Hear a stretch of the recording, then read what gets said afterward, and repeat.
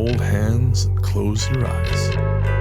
It's midnight, and you're listening to the Ghost Story Guys. Welcome to the Ghost Story Guys. I'm Brennan Storr. I'm Paul Bestall. And this is the show where we talk about spooks, specters, and all the other things watching us from the shadows beyond the campfire.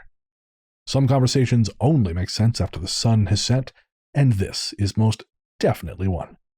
Thanks for tuning in. This is episode number 143, and we're coming to you from that tiny mountain cabin you dream about, but can never quite reach. Paul, my friend, it has been a while. How are you?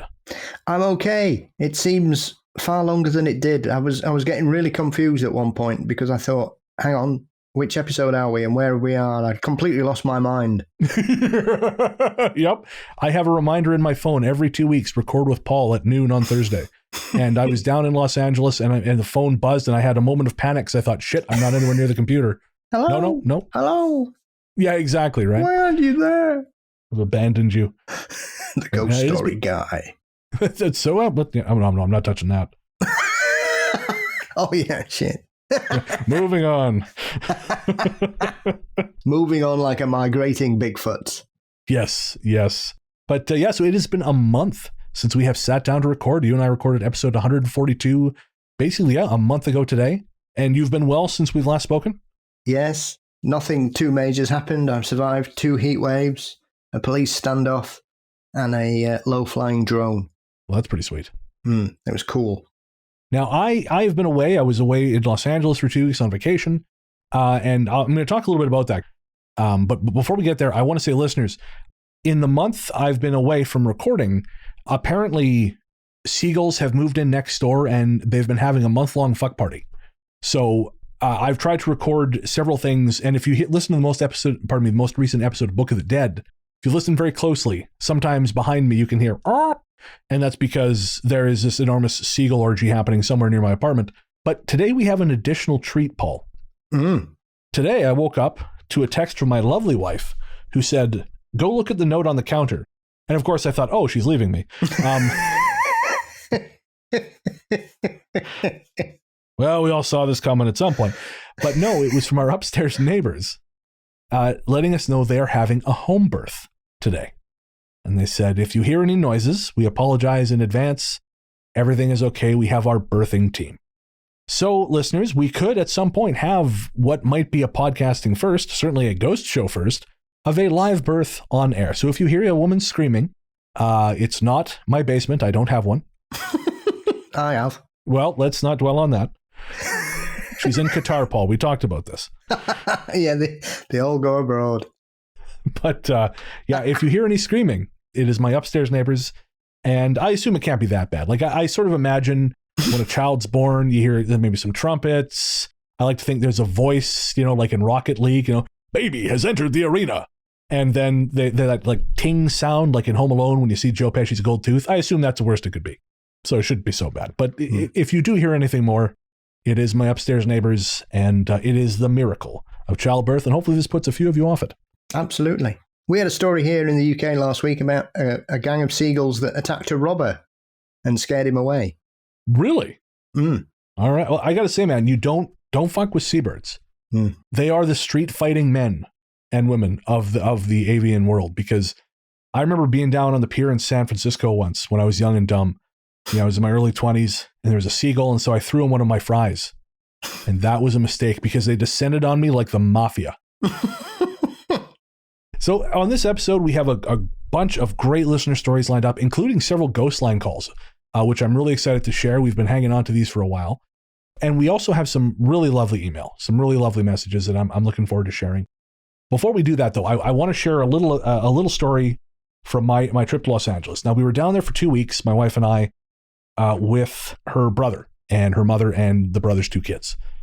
Now, I'd met the daughter, who's now 12. I'd met her when she was maybe 3. So, of course, she had no memory of me. And I never met the boy who was 8.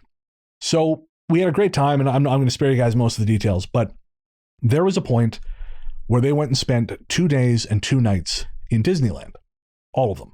And I would rather die than spend 2 days and 2 nights in an amusement park. As I was saying to Paul, I dropped them off at Six Flags one day. And I just was in the parking lot looking up at one of the roller coasters, just rising up past the cloud cover, and I just squeaked in horror. So that, I'm not built for such things. So I dropped them off at Anaheim, and I had the Airbnb to myself for 2.5 days, basically. So the first night, I went to go see an anniversary screening of Fast Times at Ridgemont High at the Sherman Oaks Galleria, which was wonderful, had a lot of fun. And then afterwards, it was about 10 o'clock at night, and I thought, what am I going to do now? Because really, that's when the night starts for me, especially when I'm in the city. And I had read about a massive jewel heist that had taken place on July 11th, about an hour north of Los Angeles. It happened at a truck stop in the town of Lebec, California, or Lebec, I don't know how it's pronounced. And I thought, man, I got nothing else to do right now. How cool would it be to say I drove to the truck stop where this jewel heist happened? Because, that's what counts for tourism in my head. So I hop in the Chrysler minivan that we rented for this trip because we had to ferry a whole shitload of people around and started heading north. Now, I had a bad feeling. I had a bad feeling in my stomach, but I thought, it's probably the fact that I haven't been in a city since the pandemic. I haven't driven in LA in 4 years. So I'm sure it's just usual insecurities and stuff like that. I'm sure it'll be fine. Well, I got about 25 minutes north, far enough out of the city that there was no light around me. I can't remember which highway I was on, but it was just this empty stretch of blacktop, no lights on either side or very few lights. And all of a sudden, in my rearview mirror, I see a white sedan, a little bit dinged up, and it starts strobing its high beams at me.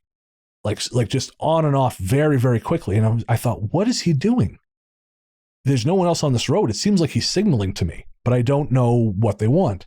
And I thought maybe it's a speed trap, but I wasn't going that fast. Well, then they pulled up right behind me and they went back to strobing their high beams. Now, at this point, I got this cold feeling in my belly and I thought, this is it. This was the bad feeling. You idiot. This is why you weren't supposed to be here. And then these guys pulled into my blind spot and they just hung there. Now, I thought to myself, well, I've got a full tank of gas, so I would sooner drive to Sacramento than pull over to the side of the road. So if you motherfuckers want me out of this van, you're going to have to work for it. And finally, I don't know, someone suggested this to me, and I think they might have had a point, that given that it was 11 o'clock at night, 11:30 at night, something like that, it was a minivan by itself on the highway. It's very possible maybe these guys thought there was like a woman traveling alone, but this person suggested that perhaps when they pulled into my blind spot and got a good look at who was driving, it's some 300-pound motherfucker, and not some lady off on her own. And after a while, when I showed no signs of slowing down or pulling over, they just seemed to give up and gunned it, just gunned their engine, blew out of my blind spot, and disappeared up the highway ahead of me. And it was like this weight lifted off me. And my next thought was, we are going back to the city right goddamn now. So I took the next exit, which I had seen them miss, so I knew they weren't waiting for me. Took the next exit, went across the highway, went right back, and holy shit, did I drive fast, getting the hell away from there. And maybe it was nothing, but it didn't feel like nothing. It felt menacing. And I was telling Steve from Hexxagram about it, and he goes, you almost got urban legended, is what happened. And I think that's a great way to put it. I almost got urban legended. So I managed to dodge that, and that was really the only surprise LA had for me. Although the first day we got to the Airbnb, out of nowhere, the Alexa started talking about Bigfoot. And I assumed you were hiding behind the couch somewhere. You just, you'd hidden in their luggage. Brilliant. All right. So as we said, we have a bunch of great listener stories. But before we get there, boy, do we have to thank our patrons. This one's for the patrons. Patrons, you are the DMX to our indiscriminate barking. Because without you, we wouldn't make a whole lot of sense. So, of course, we'd like to thank all our patrons. And on this episode, we're going to be thanking all the patrons who have joined basically since episode 140. So get comfortable, and away we go. We'd like to thank Chloe Mears, Shauna Feeney, Erica Mosley, Alexandra Guptill, Corbin Wong, Valerius Rex, Andrew Atkinson, Penny Boyce, Cheryl Lambright, Carrie Lambertus, Claire Palmer, Kevin McKenna, Tracy, Nicole Regal, Penny-Sized Dreadfuls, Jeff Abbott, Shannon Berea, Kimberly, Robin Tien, Whitney Asbury, Angela, Laura Chamont, Cresta Lee Mayer, Andrea Sulfur. and Kate. Guys, thank you so much for being patrons. I cannot tell you how much it means to us. You allow the show to exist. I mean, everyone who listens to the Ghost Story Guys, you are part of what makes us who we are. But patrons, you are the people who allow the show to continue, and for that, we are eternally grateful. So thank you from the bottom of our terrible, terrible hearts. Now, if you want to join the team, head to patreon.com/ghoststoryguys. We'll tell you at the end of the show about all the cool shit you get, but we will say, for $1 a month, you get an ad-free feed. And who doesn't want that? Ads suck.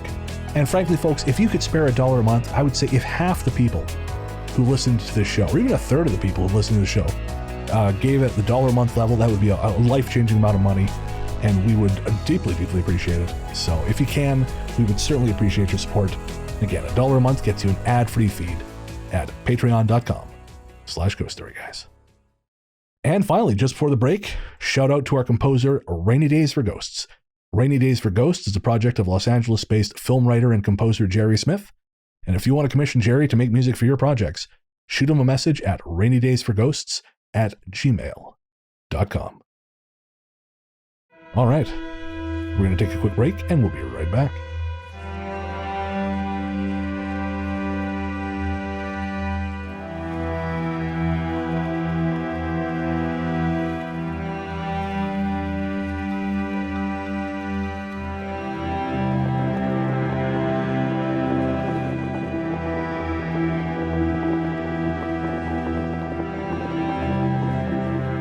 Welcome back. As we said before the break, this episode is all listener stories, and there's some really, really great shit here. I'm really excited to share this with you guys, but I'm actually just as excited this time around for the email, because we always get great messages. You guys send us so much cool stuff. We love hearing from you. But we have, there's a message on this episode that really touched, I think, both of us. And so we're excited to for all the messages we're about to play, but especially for that one, for reasons that we'll explain here momentarily. But I think first we're going to read this message from Kath. Oh, hang on. I forgot the mail sting. It's time to check the mail. Our courteous and efficient staff is on call 24 hours a day to serve all your supernatural elimination needs. We're ready to believe you. There we go. Christ. Woo! Tell you, Paul, I thought I had it there after the AU segment, and then I just lost it. So, oh, I remember how to do this. No, apparently not. It's like riding a bike. I was never very good at that either, come to think of it. Gonna leave that right where it is. All right, so this one comes from Kath. Kath says, "Hey guys, I just listened to the most recent episode and heard Paul talk about some spooky missing cutlery at his house. The same thing happened to me. I live in Melbourne, Australia with my partner. We went away for a weekend in March last year between the many lockdowns we had. When we left, all the forks were accounted for. When we returned, they were all missing.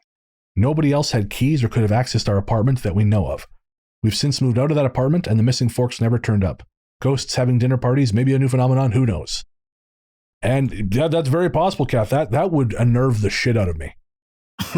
That would unnerve the hell out of me. I remember years ago when I still had my house back in Revelstoke and I was living there, the only way to get in the house when it wasn't locked was there was a door in the basement that if you pushed on it, I couldn't get it to lock.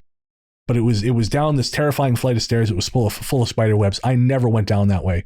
But if you knew about it, and you knew if you went down through the spider webs and you pushed hard enough on the door, it wasn't the crypt keeper on the other side. It was, you were then in my house. And I remember going out of town on a trip. I came back and there was $40 less. The only thing that was taken is I had a jar in my bedroom closet. There was $40 missing. And to this day, I do not know what the fuck happened. I mean, I assume someone just knew about the door, went in. But how the hell they didn't take any computer equipment, any of the audiovisual equipment, any of the other cash laying around, they just went into my bedroom closet, somehow knew about my change jar, and pulled out two 20s. So either there's some really, because you know how every friend group has that kind of shitty thieving friend who eventually everyone kind of gets sick of and they kick him out. Maybe the ghosts are the same. Maybe there's like shitty thieving ghosts and they just can't help it. Maybe that's what you got there, Kath. I don't know. Kleptogeist. Oh, Kleptogeist is my new band name. Yes. Well, we've moved on from cutlery here. We had a rather amusing incident the other night where I was in the front room and I just got a message on my phone from my partner that said, "Help me, help me." Yikes! I was like, well, what? It's a bit early for dealing with a succubus, but there you are. So I ventured into the bedroom, and Julie's got one of those makeup lights, with the bulbs on. Yep. That go around a mirror. So as though she's backstage at some theatre or some other performance-based venue, and it had turned itself on. And it's a flick switch, so you have to press it to turn it on. And she was just laid in bed, and it just came on. Oh, man. So did it click first, or it just came on? She just noticed the light come on. Holy shit. I liked it better when it was just the silverware going missing. Yeah. We have had some teaspoons turn up. Oh, wow. Are your teaspoons or just teaspoons? No, they're just teaspoons. So we've lost some knives and gained some teaspoons. This is a ghost that does not understand the barter system. Yeah. Clearly doesn't like buttering bread either then. I once had a friend who had a problem with stealing, and one time I remember he was hanging out at my house. We were quite young, sort of early teens, and this group of older guys literally pulled up on the curb, and a bunch of them piled out and started coming for him. And I found out later it was because he had stolen, because they were a bunch of D&D nerds, he had stolen 9 of their 20 dice. And I said, "Why would you do that?" And he said, "Well, I didn't think they'd notice." They've got so many of them. Yeah. You took, 40% of their stuff and you didn't think they'd notice? Jesus. So maybe that person's dead and they're in your apartment. Maybe. All right. Well, Kath, keep us updated. Hopefully no more of your silverware goes missing, because that shit costs money. Next up, we have a message from Sunday. And this is an audio message. Hi guys, my name's Sunday. It's nice to be speaking. I just wanted to talk about a thing from episode 22 of this season, and it was your point about how people are reporting things from creepypasta, like Slenderman and The Raid. Now, I'm not claiming that I've actually legitimately seen these things. However, I am wondering if there is a thing that makes these kids see it, because I have had what I thought was the experience with the Slender where during the height of that, and in my childhood, where I would go play in the woods, and as I was looking around, I thought I would see this faceless man following me around. I do live in a place that's actual haunting, but I have seen things that look very similar to these fictional characters. So I'm wondering if it's not that people are seeing Slender Man in The Raid, but they are seeing creatures who look like them and are seeing this as an opportunity to perhaps feed off of energy. Just some food for thought that I think you guys might have found interesting. Love the show. Can't wait to hear more in the future. Have a great day. So Sunday, thank you. And I think there's a possibility there, right? Because one, we know so little about any of these things. But Paul and you and I've talked in past about how we call it the new nightmare effect, like in that one Freddy Krueger movie where they're seeing Freddy because he's taken it's a useful form for a much older creature that has no physical form. And it's possible. Sure. It's possible that what you're seeing is something else entirely that we are seeing as that thing because it's the most convenient form, or it's like it's what's in your mind. It's kind of like the Stay Puft Marshmallow Man. It's building itself from images in your mind. What do you think?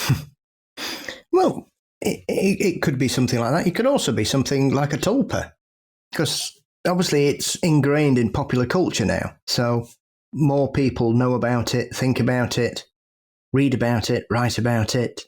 So there is that train of thought that enough people imagining or believing in something can wink it into existence, as it were. I don't know if I'm much of a believer in the tulpa thing, and here's why.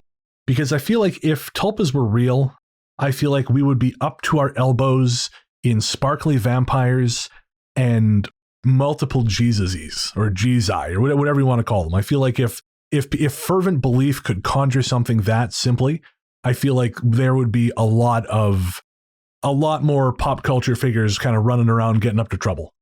Well, I suppose it's one of those things. I think it's one of those aspects of the paranormal that often bleeds into popular culture because people read about it and therefore they can use it as an explanation for things they can't explain.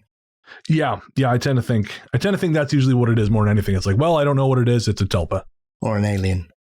Yeah, sure. I mean, that's realistic. I'd actually believe that more than I would tulpa, frankly. Sunday, I think you make a great point, and I think you could be onto something. Our next message is from Jane.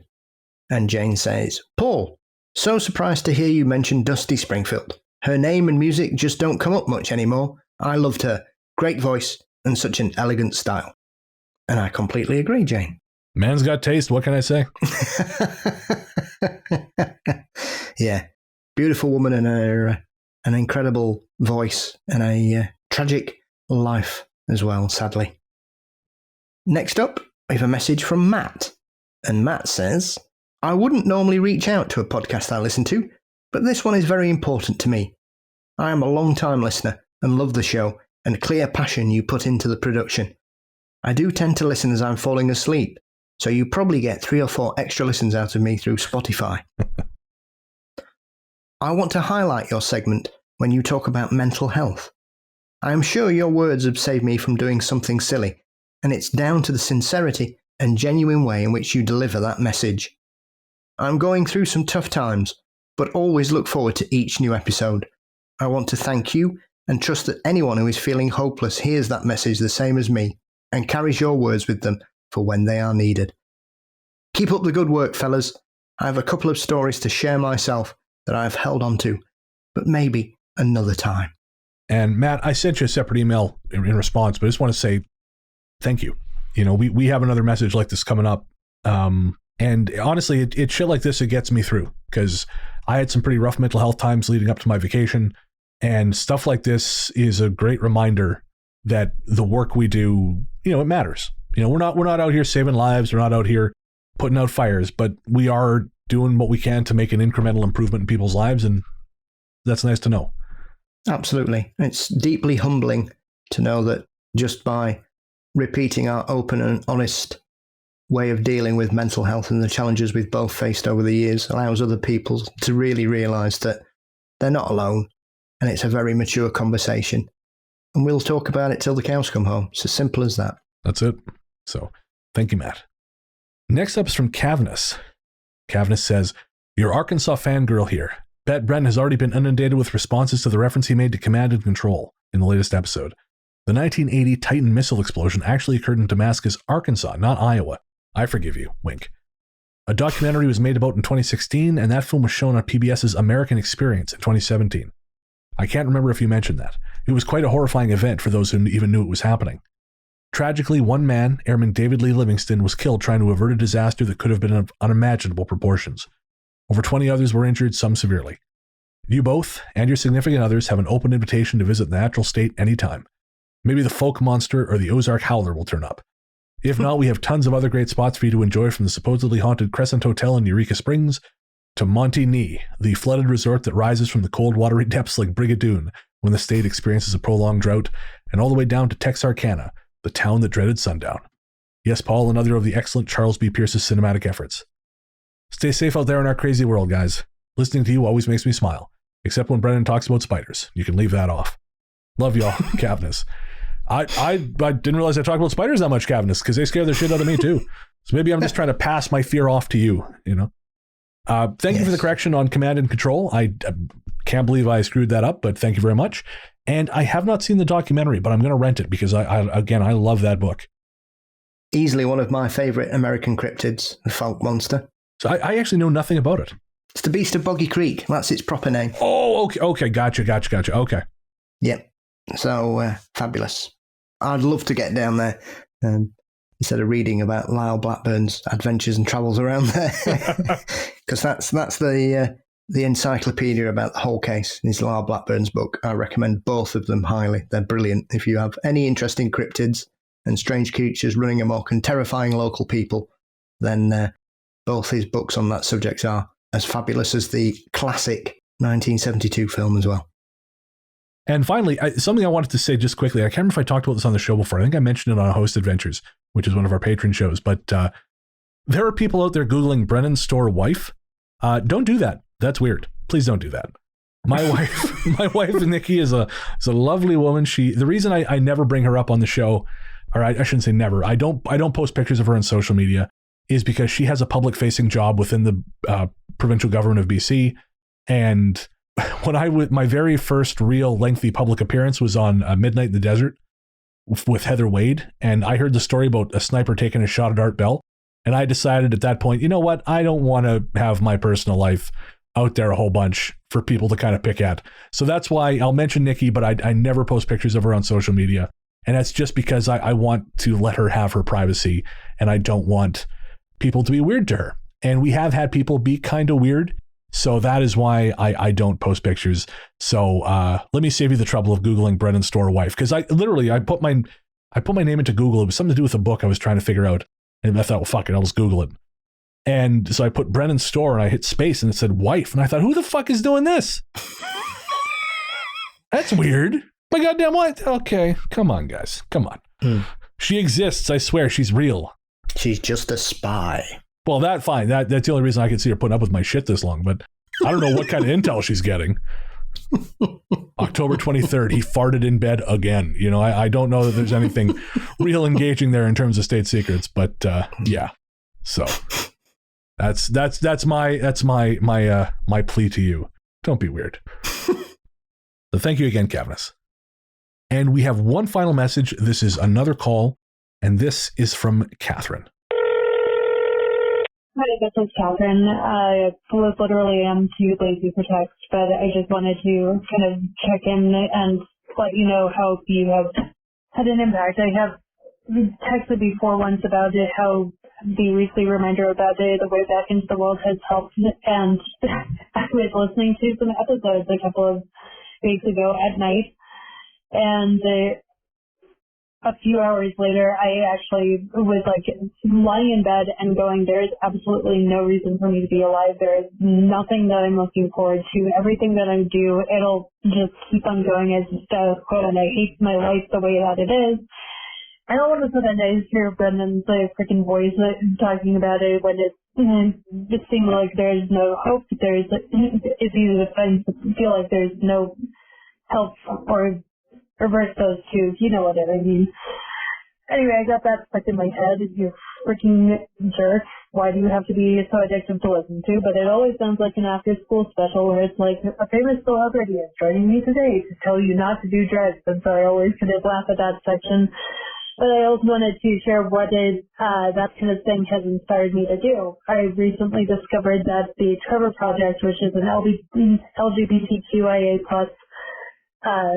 supported network, is looking for volunteer crisis counselors. And so I applied to do that because while I am myself a cis-het woman, I have a lot of friends who have struggled with mental health as a result of having issues with their sexual identity, with their gender identity, with the way that their family treated matters. And so I decided to submit my application to do that. They got back to me, had me do a background check, and I start training to be a way back into the world counselor next week on August 2nd.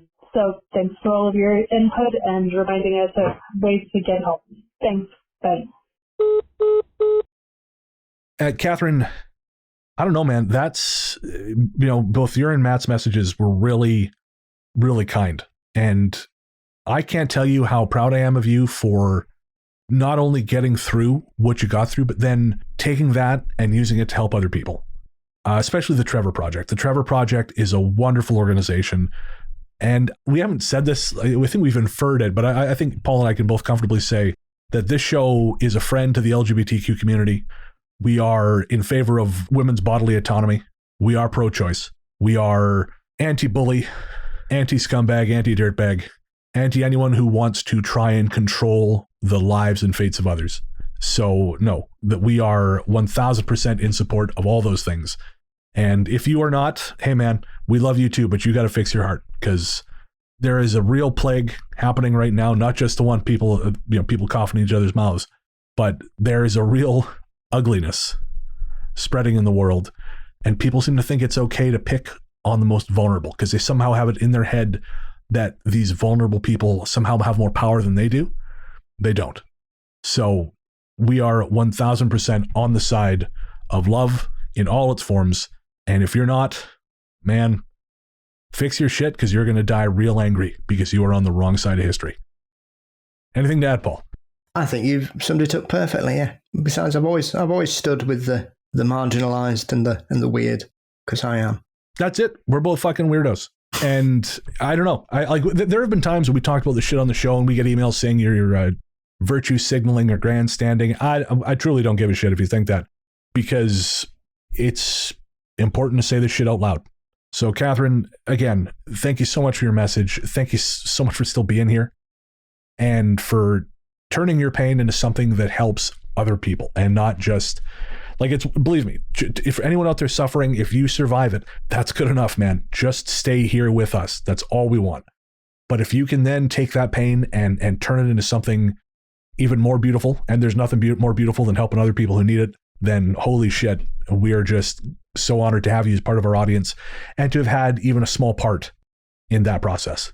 So thank you to everyone who writes in to tell us that our mental health PSA has made a difference for you. I'll be totally honest, it's made a difference for me. I've had some iffy mental health the last 6 months just for various reasons. And honestly, one of the things that's kept me here is the idea that I don't want everyone thinking I'm a hypocrite, by putting that out every episode and then doing something stupid myself. So thank you. And on that, can we transition to ghost stories on that note, Paul? I feel like that's a little bit heavy for ghosts. I wouldn't know. I think people moving forwards and utilizing their personal situations into the betterment of others is something to be celebrated and congratulated upon, and all power to anybody who does the same. Abso-goddamn-lutely. And now, on with the stories.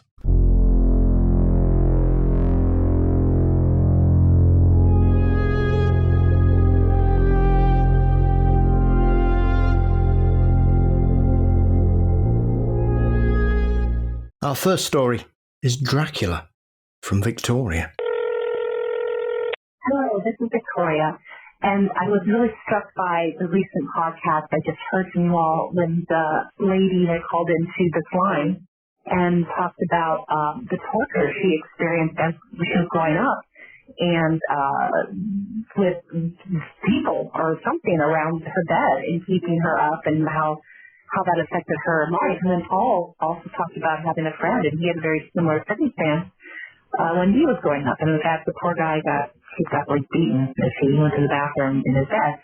Well, I have a similar instance, or a similar story, in which when I was growing up, and I do have memories, I remember things, small snippets of things from my age 2 on. So I remember I was about 4 or 5 when this happened, and I recall not every night, but many nights, I had what I told my mother were Frankenstein and Dracula around my bed, and that's all my vocabulary to describe what I saw. That basically surrounding my entire bed, except the headboard because that was against the wall, surrounding my entire bed were like these figures, and they were all shoulder to shoulder, and they just surrounded my bed. And I don't remember ever seeing a face necessarily, but I almost remember them having like hands, and they'd be kind of wringing their hands underneath their faces, and they were just intensely looking at me, never trying to touch me or anything. But I was terrified, and I made my mother go through some elaborate tuck-in schedule every night where she had to basically tuck all of my blankets around me. I kind of looked like a mummy, and that's how I felt safe at night. I had to have everything covered, even in the summer. I would just roast in my bed because I couldn't have any of my flesh showing. And then I actually put a pillow over my face, and my mother told me this. It was a very small little Tweety Bird pillow, and I would use that to protect me. And occasionally I would have enough guts to run out of bed and jump into my parents' bed. But no, I wouldn't be surprised if, in fact, other people may have similar experiences. And I'm curious to hear if that's the case. And I kind of am guessing here, but I'm curious if spirits are drawn to children. I mean, we talk about the veil between adulthood and children and how that veil is, the spiritual world may be thinner for children. And I believe that could definitely be the case, because I do believe children do have a special energy around them that surrounds them. And I'll tell you, I say this because I've been a nurse for many, many years, and I used to help the deliveries of children. And every single time, I've seen hundreds of births, every single time a child is born and they cried, I would feel like this exhilaration, it was like a spark through my body. So, Victoria, thank you so much. And for our listeners who don't know, Victoria is referring to a story told on episode 137, Those Who Watch You Sleep.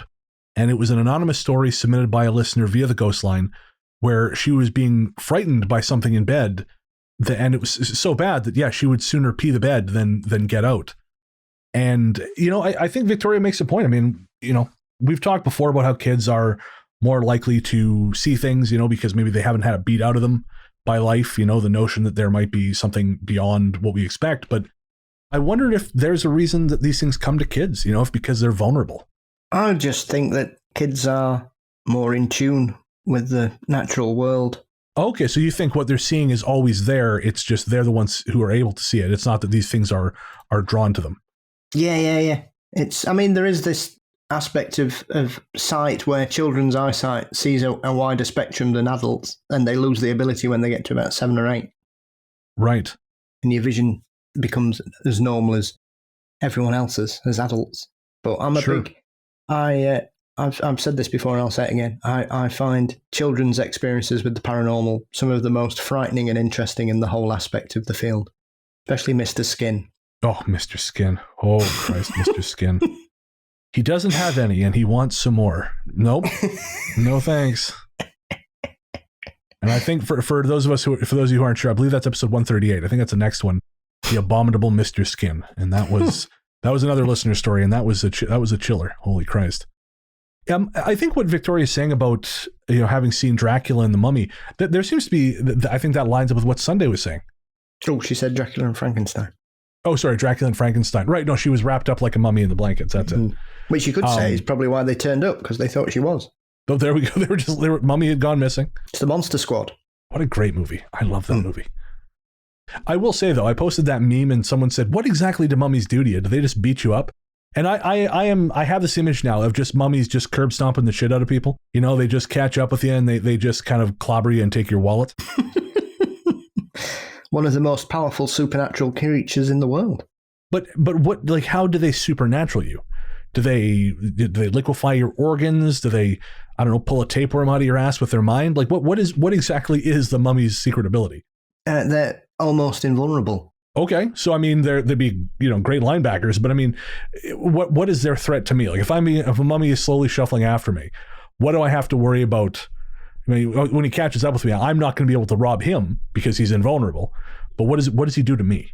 He'll snap you like a twig. Okay, well, no, that's convincing. I don't need to know anymore.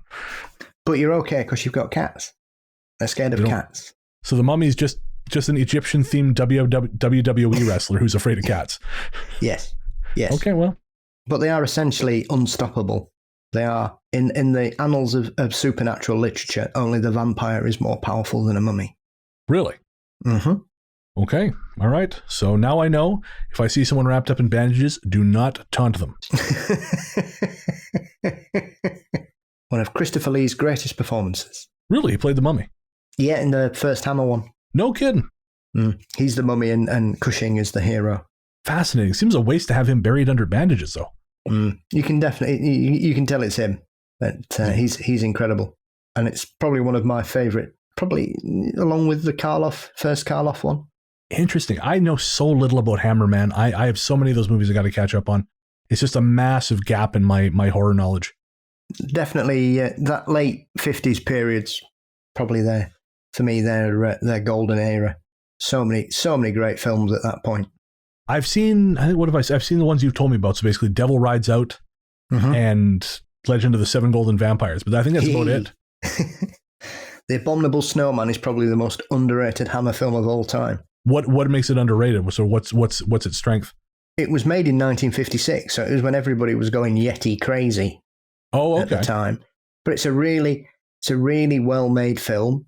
It's quite violent for the era, I think. Oh, okay. And there's a strange bit of mysticism involved. And once again, Peter Cushing is the hero. All right. And the Yetis aren't what we would perceive them to be.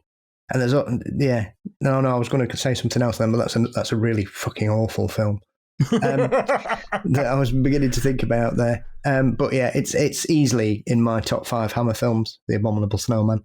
Shit, okay.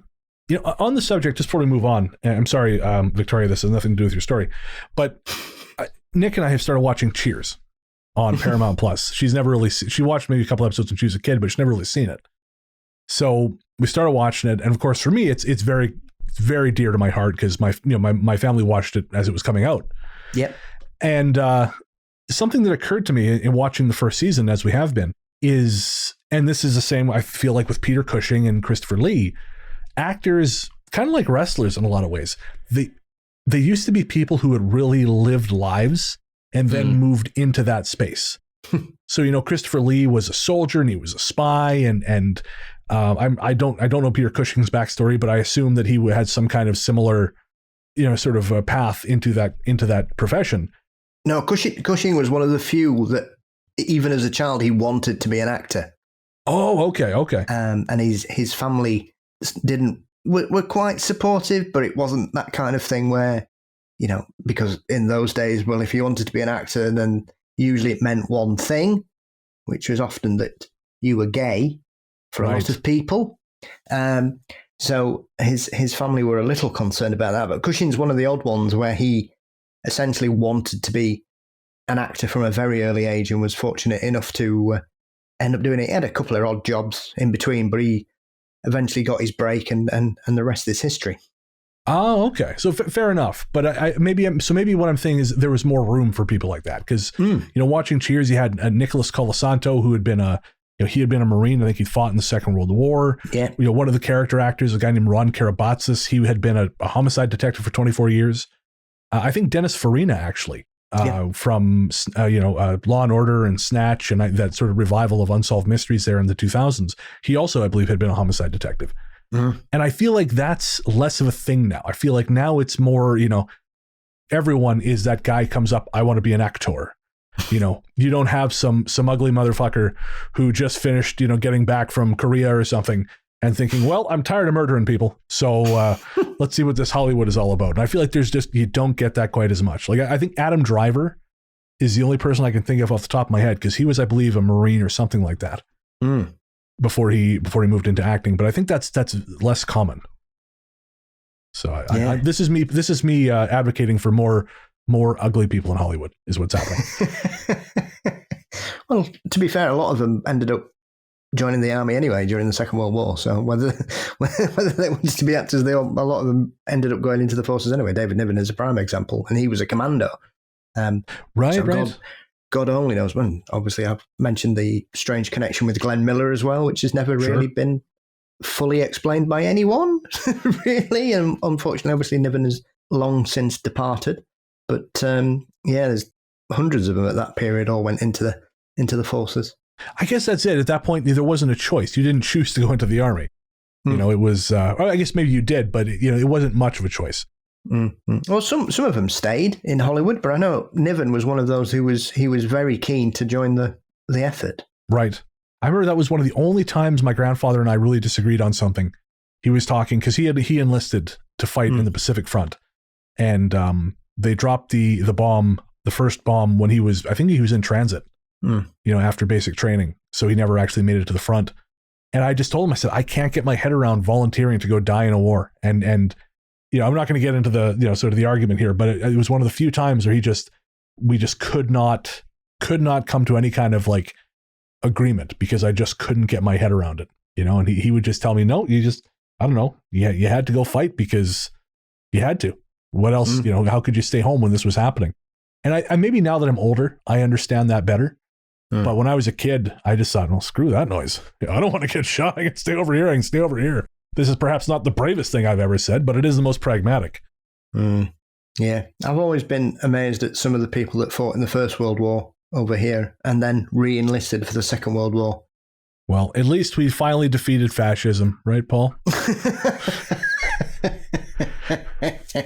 On that hopeful note, we're going to take a quick break to pay the bills. We'll be right back with our next story.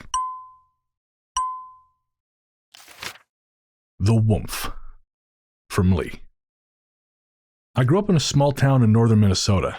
My parents divorced when I was young, and my mom, 2 sisters, and myself moved around until we were able to buy our first house when I was about 12 or 13. It was a cute little 3-bedroom house located on a gravel road, with our neighbors being sisters that had married brothers. So weird, I know. That is weird. This house had some interesting history, with a supposed suicide or homicide, depending on who you talk to, and some unexpected residents. I saw 3 female spirits there, but that's a story for another time. What I want to share with you is the day my youngest sister, her best friend, and I saw the demon we named the Wumpf. My sister and her best friend were about 7 or 8 at the time, and we were playing in their tree fort in the way backyard. The fort was located on the top of a small hill behind our house. There was a small group of large pine and oak trees which opened into a large field. They had played out there many times with no incidents, so when I heard them screaming, I knew something was seriously wrong. I was in the kitchen making lunch for all of us when the first scream hit my ears.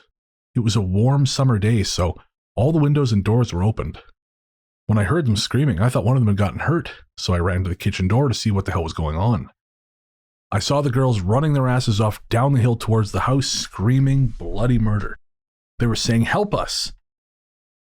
I was about ready to tear them a new asshole for screaming like that, until I saw what was chasing them. It was a black mass that looked about 2 feet in diameter. No human features or anything could be seen. "What the hell is that?" I asked the girls. "Help us," is all they would say. I threw the kitchen screen door open as they ran inside crying and screaming. We slammed the door shut just as the mass hit the back steps. As it hit the door, it made a woomph sound. It hit the door so hard it started to push it back open. We pressed our bodies against the door to keep the thing out, and every time it hit the door, it made that same sound. Wumph, wumph, wumph. Every hit shook the door until we thought the door would break in half. And then, silence. No birds, no noise at all. The whole thing seemed to last for hours, but in reality only minutes had passed from the moment I first heard the girls scream. "What was that? Did you girls mess with anything up there?" They assured me they were only playing in their fort and hadn't done anything wrong. We opened the kitchen door after about 15 minutes of eerie quiet. On the kitchen door, right about where that thing had hit, was a black mark in the shape of a huge human hand. What the actual fuck did we just see? I knew I had to take care of the mark on the door before my mom got home from work, as we had just painted that door. I grabbed the paint out of the garage and repainted the entire door just to make sure it was covered. My sister and I have never spoken of this since it happened. That was over 30 years ago, and the only other person I've ever told was my son, and the Wumpf was never seen again. I moved out of that house when I was 19 and have never been back or talked to anyone now living there to see if they've seen or experienced anything. I've experienced many other paranormal things in my life and seen other demons and spirits, but nothing has scared the absolute hell out of me like the Wumpf did.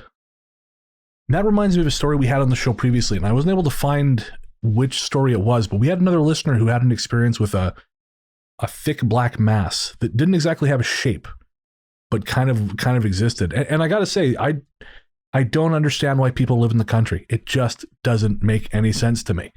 You know, at least if something starts banging on your door in the city, you're like, oh yeah, no, that's just a mugger. That is a burglar. Fine, I can quantify that. It is not a shapeless mass barreling down for me, demanding my soul. Well, northern Minnesota is a strange place. What stories have you heard from northern Minnesota? It's a hotbed of Bigfoot. Oh, really? Yeah. Interesting. Yeah, Eli, Duluth, is it the Iron Ridge as well? It's one of the most popular areas for Bigfoot sightings in comparison with some of the more usual places like California and Oregon. Really? I did not know that. Yeah. Well, Minnesota, that kind of area, people tend to focus on Dogman stories because obviously there's a lot of them from that area as well. But yeah, there's a hell of a lot of Bigfoot sightings up there. So this is just some kind of Bigfoot in a costume desperately trying to make some friends with kids. Which Who Bigfoot, knows? hey, if you're listening, don't do that.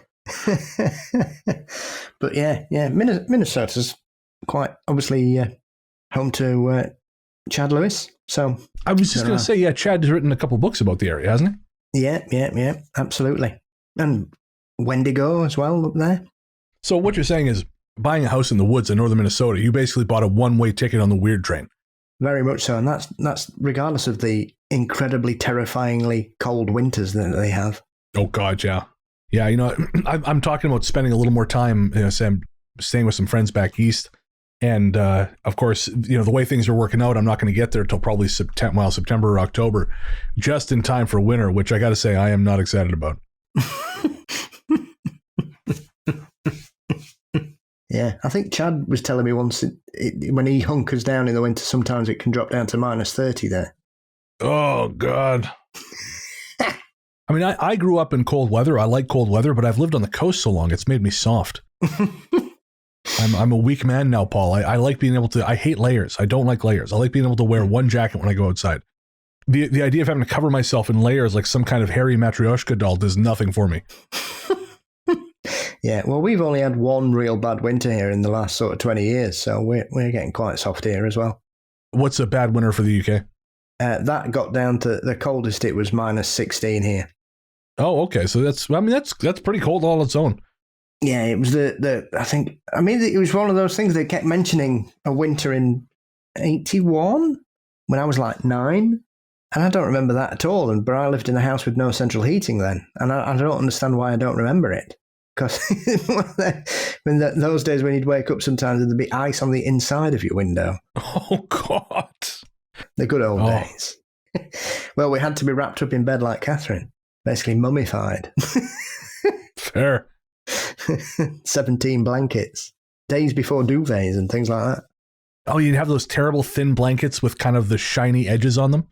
Did you guys have those? Yeah. They were just terrible. They didn't keep you warm. They were scratchy. They were basically like the hair shirt of blankets. They were there for the religious aesthetics to punish themselves with. And patchwork quilts. Oh, that doesn't seem so bad. I feel like if you wrap yourself in enough patchwork quilt, you're going to get some kind of warmth.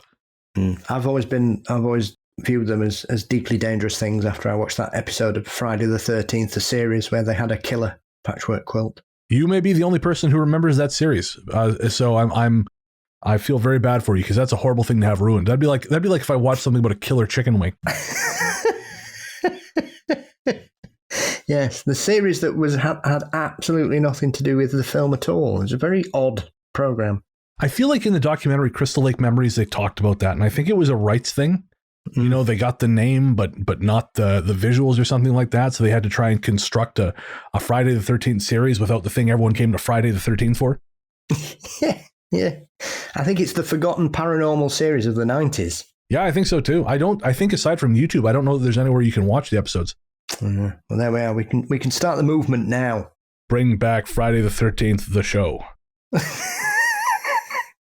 But one last thing I think is interesting, you know, you talked about there being like a Bigfoot thing there and, you know, all these different cryptids. The fact that it left a human-sized hand, or I misread the story. It's a human-like hand, a large human-like hand. That is really interesting. And I think that goes a long way towards these things you and I talk about with like these temporary manifestations. Yeah. You know, it looks like a black mass, but that's maybe because you don't have the right frame of reference for whatever it is that you're seeing, you know, or... Yeah, or maybe it didn't care enough to try and appear as anything else. But in order for it to interact with the world, it had to manifest in a certain way. So once it got to the door, maybe it sort of tried to appear as something different. You know what I mean? Yeah. I mean, there's loads of weird looking cryptids running about that have been reported over the years, like the Enfield Horror and the Dover Demon, which aren't like anything else that people have reported. I mean, the Enfield Horror was supposed to have 3 legs, for God's sake. Really? Interesting. I'm familiar with the Enfield Poltergeist. I don't know the Enfield Horror. Yeah, it's from down in the States, and it's a very strange series of events where I think one of the primary witnesses people just didn't take seriously because he was known as a local eccentric, but it terrified loads of people. It was just running through people's gardens in a scrapyard for about a week to 2 weeks, terrifying people, and then one of them just disappeared. like the Dover Demon. Just went, turned up, frightened a few people, buggered off. Fascinating. And it had 3 legs. Two of the witnesses recorded it has three legs. So yeah, it's and it doesn't look like anything. So you can't say it was a misidentified Bigfoot or a dogman or something like that. It's just a very odd case. Interesting. I'm going to look that up. I've never heard of this. I assume I might have heard of it rather, but I sort of lumped it in with the Enfield poltergeist. Yes, I spoke. It's about 10 years ago when I first heard it, and somebody was talking about the Enfield Horror, and I said, "Oh, you mean the Enfield poltergeist?" I went, "No, this is in the States." I was like, "Oh, right, okay, tell me more." Oh, that's awful. I'll include a link to this in the show notes, folks. It looks like kind of a weird bent over like a gargoyle or something, like something from one of the better X-Files episodes. Fascinating. And it never seemed to touch anyone. It just kind of terrorized them. Yeah. Interesting. Okay. Well, there we go. We learned about the Enfield Horror today. Just Brennan Paul ruining your sleep. Yeah. Put it in the weird cryptid box along with the Loveland Frogman and other such weirdos. Okay, now I got to know about the Loveland Frogman. The Loveland Frogman was a series of sightings of a giant man-sized frog running about. Jesus Christ! There was two events in one flap in the 50s and one in the 70s. The one in the 70s was witnessed by a police officer, and also has one of the worst skeptical explanations ever, where it's one of those explanations where they don't give any proof, but a random other police officer says, "Oh yeah, it was an iguana without a tail, and I killed it." Well, where is it then? Oh, moving on. What? And I'm reading about it here. An iguana that's 4 feet tall. That's some iguana. Yeah. And it was in Ohio as well, which is not known for being giant lizards. It's not very palatial for a cold-blooded reptile to be running about, especially one with no tail. There we go. All right. Well, thank you so much, Leigh. And if you ever care to share your other stories with us, we would love to hear them. Thank you so much. Next up, Afghanistan from Victoria. I've been a nurse for many years, and within the last few years, probably one of the more powerful, I guess, ghost stories I could say that happened in the hospital I was working at was one of the head nurses of one of the wards called me and said that they had a little boy who was in isolation. And the isolation room is important to note because they have, these rooms have special ventilation. They don't share the ventilation with anybody else in the hospital or on the ward. And this child was in an isolation room, and he was complaining to his mother about hearing a man yelling for help.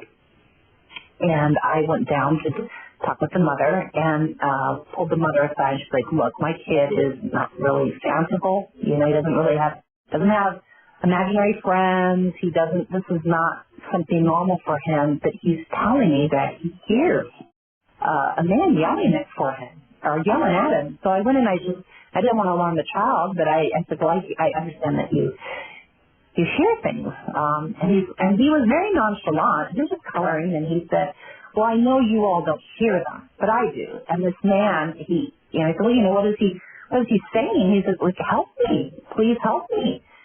And I said, "Well, is this a boy? Is it a man, or what? How can you gauge? Like, what kind of voice is he?" But it's like Pappy, so I could tell it's kind of an adult. And the mother said, "Well, I'm okay staying here." And he didn't seem at all upset about it. But later, after he left, we actually staged the room because we were all kind of frightened. And again, there's more medical stories I can tell you about. One of the freakier ones that happened to me personally. I was in the Army. I was stationed in Afghanistan, and I worked in the intensive care unit. And we had a girl who'd been burned, and she developed an infection, which caused her not to be able to be in the open ward that we had. And we had to isolate her, and we actually had to clean out her oxygen room. And we set up a bed in there. And at this point, she was better. She was off a ventilator, and we weaned her off of her sedation. So to be fair, she was very agitated because we weren't using. She didn't know who was around her. Her family wasn't there. She was obviously very scared, and I think she was withdrawing from some of the medications we had her on. regardless, because she had to be in a room by herself and only had one staff member in there at all times, because I was a teammate, I would go in and relieve whatever nurse was caring for this child for their lunch. And I was in there, and this little girl was really agitated, a little bit more so than normal. And I remember I had her on my lap. I was sitting in the chair beside her bed, and I was trying to play with her and, just keep her distracted. I could tell she was, uncomfortable. And I remember, she's restless and not really focusing, and then suddenly she kind of stopped, and she began to stare across the bed from us. And then she started tracking something as if it was coming around the bed, circling the bed, and then coming towards us.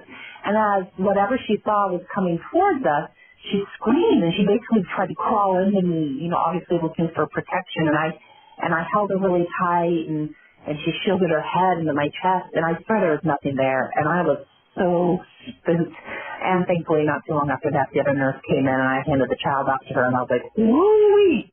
But I would say if any place in the world would have been haunted, for sure, that hospital saw massive amounts of trauma. It was traumatic for everyone, even the people who worked there. That place would definitely be haunted.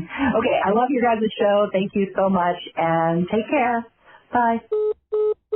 So thank you for that, Victoria. And I got curious to know if other soldiers in Afghanistan had reported paranormal encounters. Are you going to mention The Rock? What's that? Are you going to mention The Rock? The Rock? In Afghanistan. Like the bird? No, as in the very famous alleged incident that happened with some Marines there. Oh, no, I'm not familiar. What's the story? So The Rock was an outpost that British and US troops were using as a sentry post in the Kandahar region. Right. And the Marines turned up to take over from the Brits, and you had to do a 90-day tour there, and all kinds of crazy shit start going off. Interesting. What's it, for instance? Finding bodies buried underneath the outpost, seeing ghosts walking through barbed wire and over booby-trapped land, screams, machine gun noises when there was nothing happening. Basically, the sound of death was coming apparently every night and absolutely terrified them. Fascinating. So, no, this isn't that. This is an article published by a website called We Are the Mighty. It caters to the veteran community. Mm-hmm. And so I'm going to read a couple bits from here. So the first one is, the first one's pretty mild, but here goes. It says, several mysterious reports came from a United States Marine who had just come back home after serving a tour in Afghanistan. The witness tends to be secretive about his role in the war, only stating that his unit was, quote, relatively safe and only suffered 2 non-combat related casualties. The witness claims to have had a couple of potential encounters with ghosts during his service. One of them occurred as he was sitting with some superiors and colleagues within a makeshift office in the desert. There were 3 rooms. There were reportedly 4 other people in the cramped room with him when, as he was standing near the back door, he noticed his lieutenant step through the door and enter a small adjoining contractor's office. He saw the man clearly, but at this point there was nothing particularly strange about it, and the witness explained he was wearing a frog suit and everything. Nothing unusual about him, even had the mustache. Just 30 seconds later, a call came through asking for the lieutenant, and the witness went to the contractor's office to fetch him. Strangely, the room was completely empty. No one was there. Since there was no other door out of the office, the witness asked if anyone had noticed the lieutenant leave. But nobody had, even though there were 4 others in the enclosed space, and it seemed that somebody would have noticed such a thing. The witness went to the rear door of the office they were in and looked around, but there was no one there either. Even a look outside showed no signs of anyone. It was as if the lieutenant had just disappeared into thin air.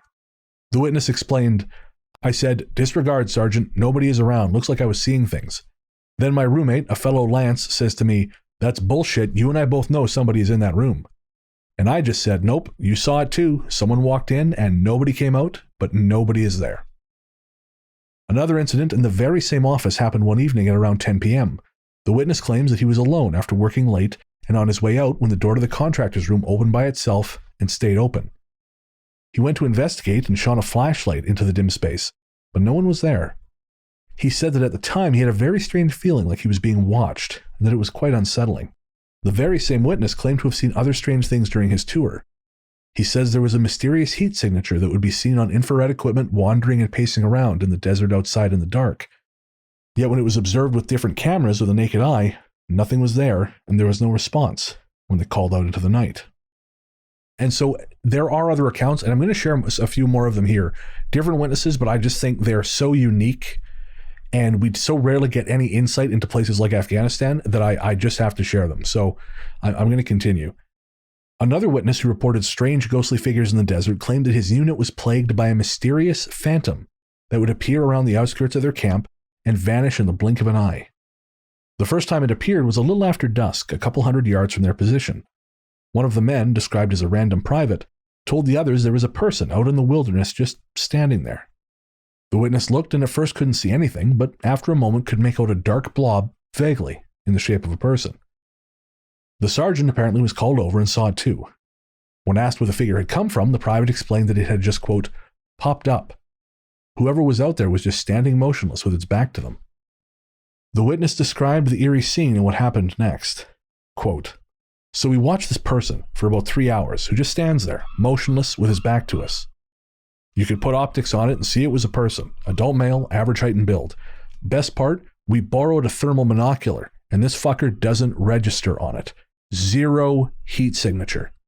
Then randomly, poof, gone. Random private spends the next 6 weeks telling everyone about the ghost we saw. Around 6 months later, the same witness was out on patrol when 2 of his unit reported seeing 2 figures standing on top of a berm a couple of 100 yards away. Anticipating an enemy IED, improvised explosive device, they stopped the vehicle and examined the figures, which appeared to be men just standing with their backs to them. They were motionless and would not respond when called to, just like the strange phantom previously seen 6 months earlier. The lieutenant called it in, and some of the men got out to investigate. The witness then explained what happened next. Quote, we dismount. LT calls over Terp, asks if he knows what's up. Terp, I don't know what Terp means. Terp gives blank stare and shrugs. LT decides we should go have a look-see and do some hearts and minds shit. I stay in the truck, which feels like 140 degrees. And there is a lot more profanity in this that I'm reading, folks, just so you understand. This very much feels like a first-hand account of a soldier based on the soldiers I know. There is a lot of profanity. 20 minutes goes by. LT comes back with a weird look on his face and says, we're out of here. Later that day, I asked another guy what the fuck happened. He says they got within 50 yards of these aforementioned persons, and presto, gone. I said, what do you mean gone? And he just looked at me with his blank stare and said, gone. They were there, and then they weren't there. And now this one I think really will interest you, Paul, because this sort of relates to something we've talked about on the show. And this is another account of it from a Marine who served in Afghanistan and Yemen. But this happened in Afghanistan. It was one evening at 1 a.m. The witness had just finished setting up a patrol base with 4 members of his squad while the other 17 men slept. In front of the patrol base was a huge open field, and to the left was an Afghan cemetery. As the witness was looking out over the field on watch duty, he claims that a rock came hurtling through the air to land at his feet. Thinking this has to be peculiar, he peered out into the darkness over the field, which was wide open with no blind spots or hiding places, but he couldn't see anyone there, nor any movement. As he was looking, another rock reportedly was tossed in his direction from the field. The witness put on night vision equipment but could still see no one there, and infrared turned up no heat signatures either. The night was completely quiet, and the field was totally empty. Yet another rock would be lobbed at him as he tried to figure out what was going on, and the whole thing was unnerving. The Marine would say of the incident, quote, at this point I was freaked out. This happened right after my team leader died, so I was scared, and there was nothing to rule out what threw rocks at me, because there was nothing there. And I mean, that almost sounds like rock throwing, I would say, Paul. That's most commonly associated with things like Bigfoot, is it not? Yeah, absolutely. Or an unusually outdoor active poltergeist. The article continues, equally as bizarre as any of these accounts of strange intruders is that of another soldier who's operating with a special forces squad in the mountains of Afghanistan with a mission of setting up a hide to survey. I don't know what that is. I'm not a military guy, folks, as you'll probably have gathered, in a village several miles away that was believed to be harboring a Taliban person of interest. The squad's main goal at the time was to observe the village for a few days for any suspicious activity or persons, as well as to collect any useful information.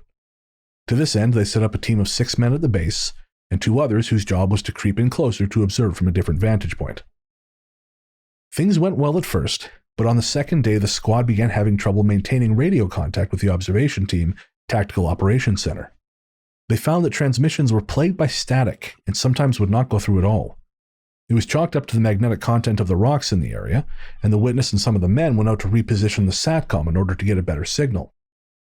As they were doing this at around dusk, one of the soldiers said he spotted a man wearing a white robe who looked to be flitting and running through the rocks outside of the village. When this was reported, the men were immediately suspicious. The witness went on to say, quote, "There was something odd about the way he described it, but we were more worried about being compromised. Needless to say, we folded up our shit and got ready to move out. We weren't going to end up in some lone survivor type clusterfuck. We were the fuck out of there. So at this point, it's late dusk, and we were moving pretty quick. Everyone is on high alert. We are a small element in a remote area without ready access to any kind of quick reaction force, and we had no reliable comms."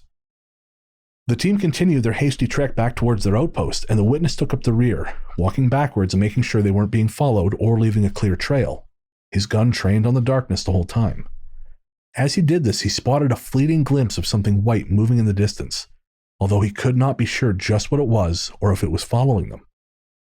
Oddly, he would later report that at the time he had begun to sense the smell of freshly baked bread permeating the air, and a sudden onset of peace and relaxation, which he felt was emanating from the direction they'd come from. This sensation was so profound that he actually slowed down, and thoughts danced through his head of running over to this comfortable place he felt pulling at him from where they had been. He shook off this daze and reported to the other men what he had seen, and that he thought they were possibly being trailed, to which an officer replied that he had seen something white moving as well. The witness would say, quote, "I asked my dudes to keep their eyes open for anything, because I thought I had seen someone trailing us. Our senior scout piped in and said, 'That's strange, Mom.' I was Mom, it's a long story. I thought I saw some dude in white on the ridge in front of us. At this point, all the hairs on my neck are standing up. Everything felt strange. The air felt heavy and sort of sweet. The silence hummed loudly. With the night steadily moving in, a sense of urgency, panic, and dread set in, and the men picked up the pace even though they were already exhausted from hauling their heavy packs over the uneasy terrain. As darkness creeped over the landscape to slowly envelop them in pitch blackness, they put on their nods, their night vision goggles, turning the world into a green haze. The night was incredibly silent, even more than usual, and there was no movement out there in the mountainous moonscape. But this eerie silence would not last, and that is when things got very strange indeed. The witness describes it best. Quote, "Hallucinations happen, but what happened was beyond comprehension. First, we heard a sound like a huge airplane taking off, a loud, low buzz that slowly increased in pitch. We had to yell over comms to hear each other.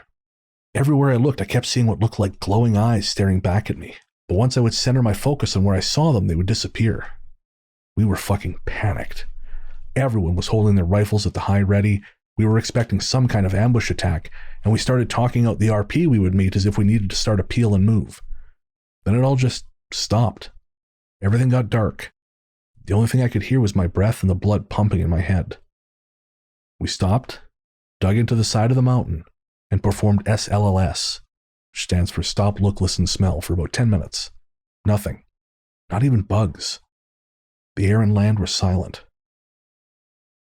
Baffled, frightened, and overcome with fatigue, the men quickly resumed their trudge through the wilderness back to their camp, very aware that something very possibly malignant and beyond their experience was out there in the dark somewhere. As they scrambled over loose rock and through scrub and brush, the witness claims that he suddenly noticed on a parallel hillside the very clear sight of a man dressed in light-colored robes, which seemed to be slowly making his way towards their position. Bizarrely, it seemed that the stranger was just passing through any obstacles he came across as he moved slowly but inexorably closer. The witness would describe the rest of the surreal encounter thus, quote, "He seemed to melt over and around the rocks. It was unnatural the way he was moving. Through the nods, his eyes glowed. I scoped up on him and saw that he was looking directly at me. It was pitch black. There was no way he could have seen us from that distance without any kind of night optics.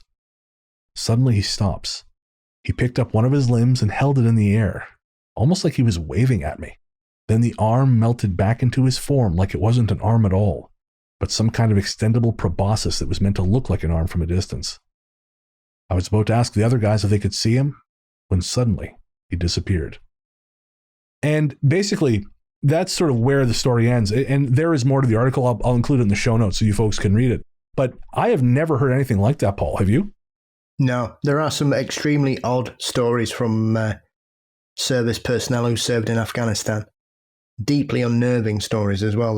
They're unlike any kind of haunting or ghost encounters that we are used to. Because that was eerie.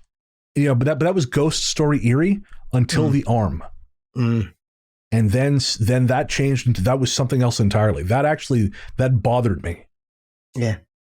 I've seen a few accounts of people who see strange figures flitting about places, and when they stare at them through night vision goggles or whatever they're looking at is looking straight at them. And as that witness said there was no way they'd know where they were, and yet they locked eyes.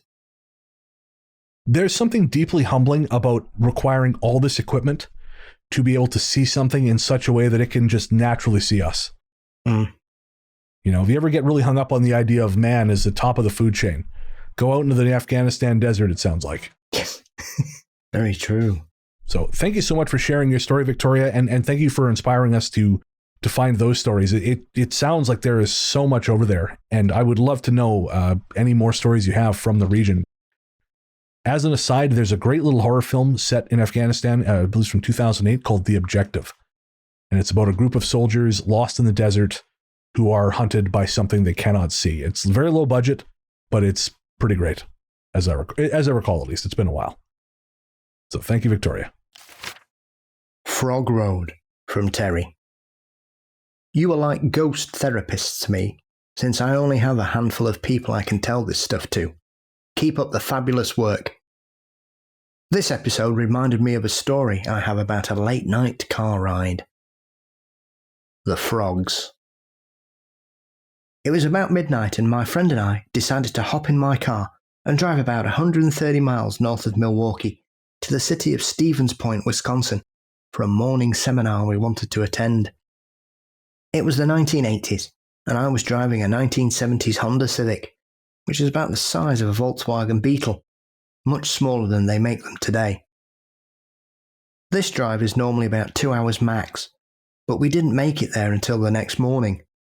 The night was abnormally dark, and there was no one on the freeway but us, which is odd since this was a busy truck route. About an hour into the drive, I heard a loud thunk on the window on the driver's side near my head. I turned to see a huge frog smash into the window. Okay, that was weird, I thought. Then suddenly we heard the sound of things smashing into the car on all sides. The car headlights revealed hundreds of frogs leaping from the side of the road at once and hitting the car. We screamed and started swerving, but luckily no one else was on the road. This continued for hours. Every 20 minutes or so, many frogs would just come out of the dark and hit the car. We didn't light up a joint until this was well underway, so I know we weren't imagining it. The strangest thing was we kept seeing road signs that said Stevens Point, 11 miles away. We saw the same sign over and over again, and yet we never seemed any closer to getting there. Finally, as dawn broke, we pulled into our hotel parking lot. We were afraid to get out of the car to see the carnage of the frog parts sticking to it. But there was nothing. Not a hint of anything amiss. We were exhausted and managed to get a few hours of sleep before heading over to the seminar. Well, that all seems perfectly normal, doesn't it? Yeah. What the hell? Just some frogs. I will say, though, I'm trying to find this here, and I think there might actually be a massive frog migration in Wisconsin from Fox, Milwaukee, and it says I'm just going to read you the text here. The headline is "Shutting Down a Road for Frogs: The Unique Effort in Waterford," and it's dated April 30th, 2014. Village of Waterford, road closed for frogs? It sounds a little strange, but it's a unique plan to help with a massive frog migration in the village of Waterford. Every year, thousands of frogs make their way to the river, and for years it has meant crossing a very busy road. It's a small town, but there's a lot of traffic on North Jefferson Street, Terri Albee of Waterford said. The traffic on North Jefferson Street will soon come to a halt, for just one night. It's all in an effort to help the frogs. When the moment is right, thousands of frogs will make a great journey from a small pond to a river. We're just going to shut the road off and enjoy the frogs, Albie said, which makes it sound like a sex thing. They crawl, that's not in the article, obviously, that's just me editorializing. They crawl or hop right over the road. They're from like little gravel peewee size to large bullfrogs, Tom Cerny of Waterford said. Every year, cars on North Jefferson Road halt hundreds of these frogs on their long trek. People are going by and there's frogs, hundreds of them at a time, jumping across the road. I have estimates of well over 1,000 through a night, and they're getting killed. So it does sound like this may actually have been a real thing you experienced, Terri. It may have been a real phenomenon. This might not have been some kind of terrifying paranormal encounter. This may just be one of the natural world's terrifying encounters. You would think that, but then why did it take them all night to drive somewhere that normally took 3 hours? That is true. So they may have, it's like they're stuck in some kind of loop. Yeah, that's a good point. To be honest, I got so hung up on the hundreds of frogs, I forgot about the time loop aspect of it. Well, animal migrations are very odd. It's like the incredible red crab migration on Christmas Island, which is a sight to behold. To behold from a distance, I have seen video of that. No, thank you. There's only millions of them doing it. Yeah, it's basically spiders of the ocean. Sorry, Cavness. There's spiders again. No, so yeah, that's just really strange because weird encounters with frogs are usually more akin with strange rains, where animals and fish and frogs have been known to fall from the sky for no reason. Of course. Which is always explained away with one of those one-size-fits-all skeptical explanations that they've been dropped there by a waterspout that seems to have the miraculous power of only able to pick up one species of creature and no other plant life and just deposit it somewhere, which is palpable nonsense. I never thought that made much sense. It's one of those very pat explanations that make people go, oh yeah, no, of course, that makes sense. And they never stop to think of it. No, that actually makes zero goddamn sense. Yeah. There's some very strange ones. There's a brilliant episode of Arthur C. Clarke's Mysterious World, which talks about strange rains. Really? One of the best parts of it is somebody whose house was bombarded by apples. Ouch. And there were so many of them, they just had to dig them into the garden. They couldn't get rid of them all. Really? And do you recall where that was? Manchester, I think. It was here in the UK. A rain of apples. That is goddamn bizarre. Yeah. There's a brilliant one with a guy who was taking his wife out on their first date, and they were caught in a massive shower of fish.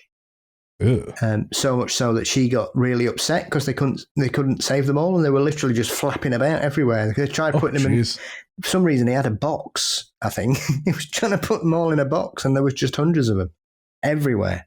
I bet that stunk to high heaven. Well, the birds would have had a field day, wouldn't they? That's true. Yeah, I'm sure the birds still tell that story. Nature's vacuum. Jesus is like, man, I used to be good at this loaves and fishes thing. I am out of practice. Yeah, some of my favourite fortune events are mysterious rains. No kidding. I'd heard of things like frogs, in certain places, but I didn't realize apples are fish. Yeah. There was one caught on camera the other month in Texas. Really? Yeah, a garage CCTV caught footage of fish falling into the forecourt. What in God's name? That well-known coastal area, Texas. I know some of Texas has a coast, obviously, but it is still one of the largest states in the US. So not a lot of it is coastal. And even so, I mean, I don't read the daily news in Galveston, but I feel like I would have heard if it regularly just rained fish there. I feel like this might have come up at some point. Galveston, very famous for one of the worst weather predictions of all time. Do tell. The local weatherman there, this is about 1906, I think it was, because Galveston was like the main hub of all business in Texas till this happened. And the person in charge of reading the weather there dismissed any possibility that a large hurricane was on its way, and the entire town was swamped. Oh, man. it destroyed his career and it ruined the town. Essentially, it took it from being, I think it was essentially a bigger place than Dallas at that point. So it considered itself to be the real capital of Texas, and it was going to be a powerhouse of the 20th century in America. And this hurricane just smashed it to pieces. Hundreds died. Holy shit. I had no idea. Yeah, I'm trying to think if his family... I mean, the whole town got flooded and homes were destroyed and businesses ruined. And Galveston is also very close to a site of a famously unsolved true crime case, the Calder killing fields. There's a little, I don't know if it's little, but there's a town between Houston and Galveston called League City. And there's a stretch of road where in the distance you can see the refineries, but I believe it's called Calder Road.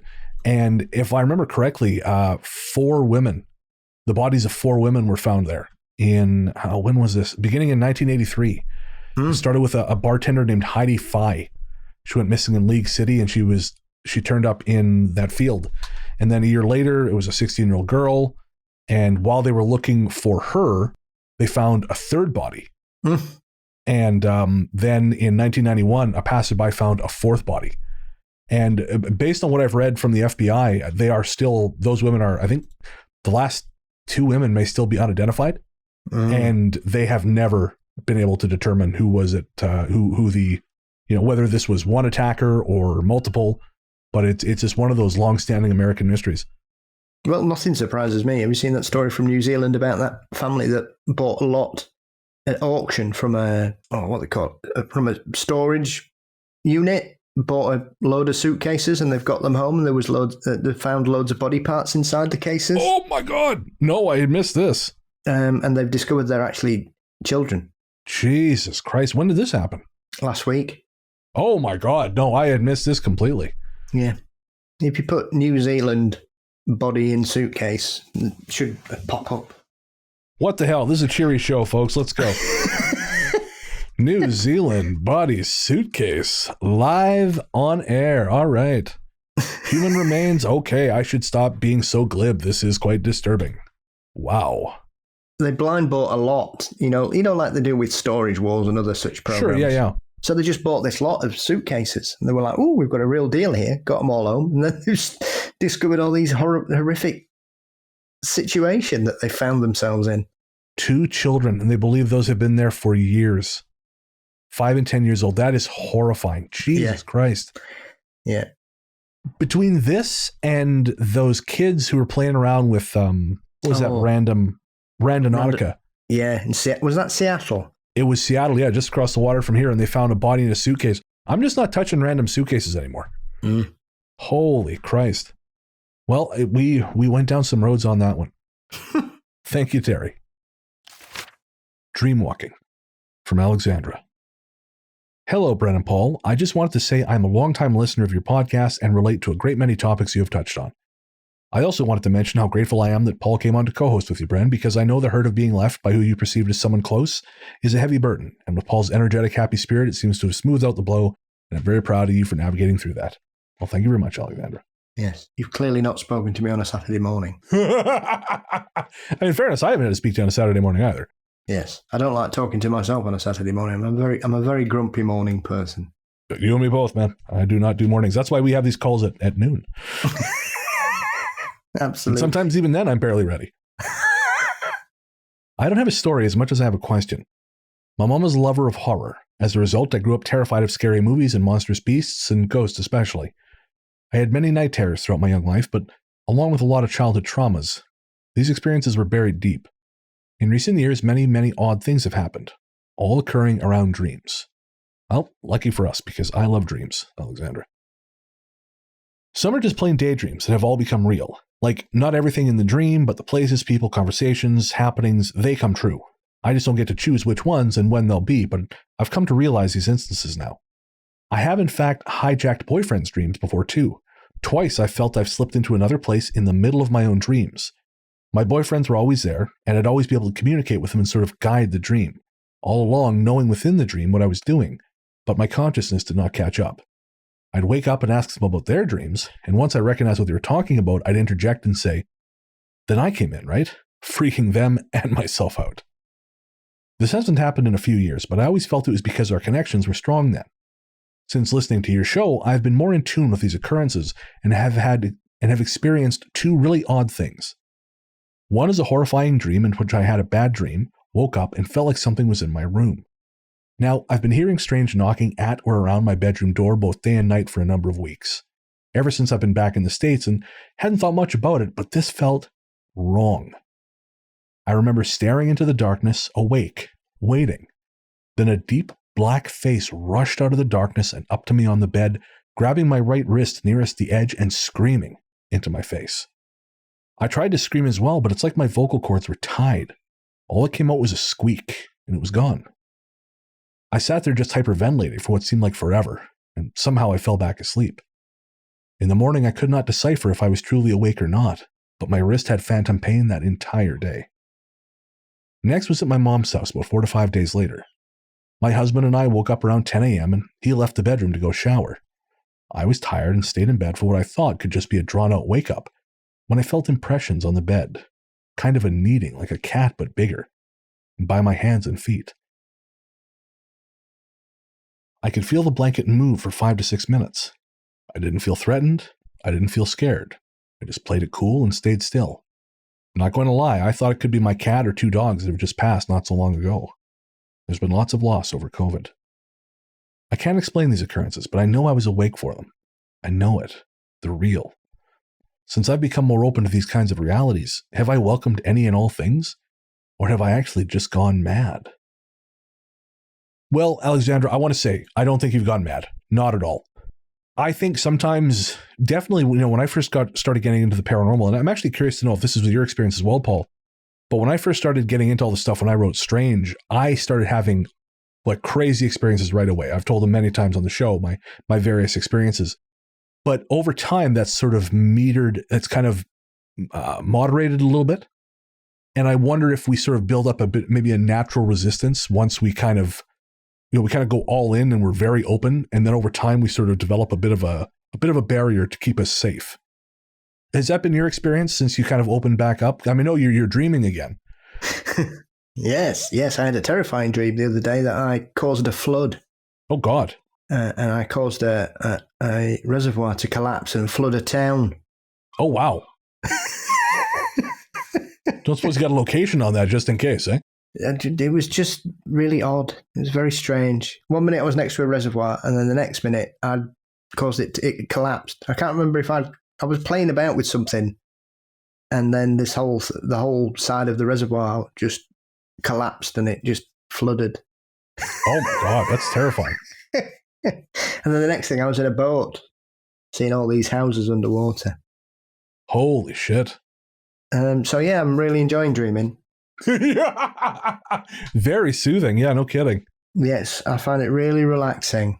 You got to take the bad. It can't all be Bigfoot hunting with Fruza bulk. That's still one of the weirdest dreams I've ever had in my life. It's one of the weirdest dreams I've ever heard of. Yeah, no wonder she didn't write back.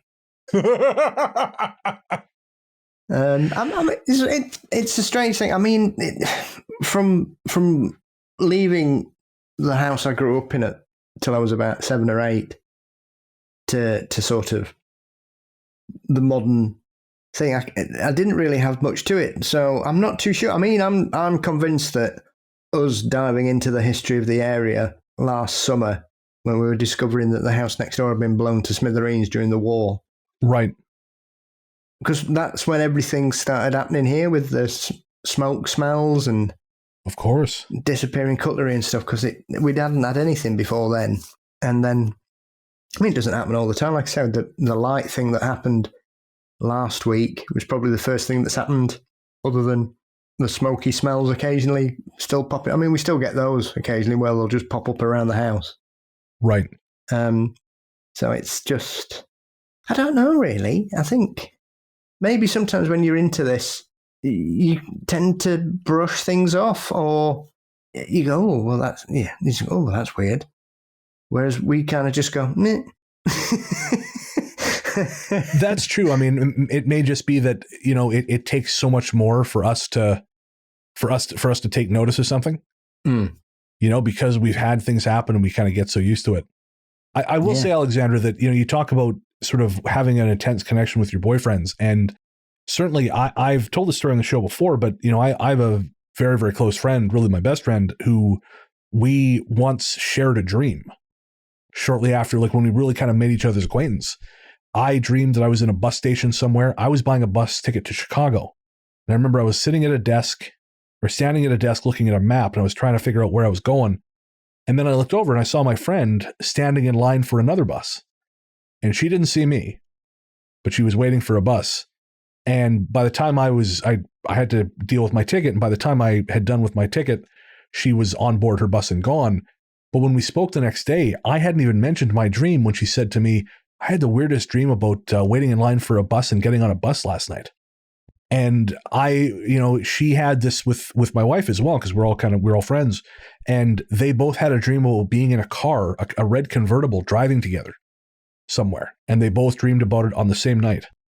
How strange. Yeah. And so I do think it's possible. I don't know how, but I do think it's possible if you have a connection with someone that these things can happen. Again, I'll never pretend that I know how it happens. But I actually had a weird dream when I was in LA. And I would never ask this person because I don't know them very well. I would never ask them. But there was someone I interviewed for my podcast, the interview show, Largely the Truth. And in the dream, I'm at a house party. And this person is, then the party's kind of spilling out to the lawn. Everyone's having a good time. It's nighttime in the suburb. And across the street, this person is sitting on the curb with two other people.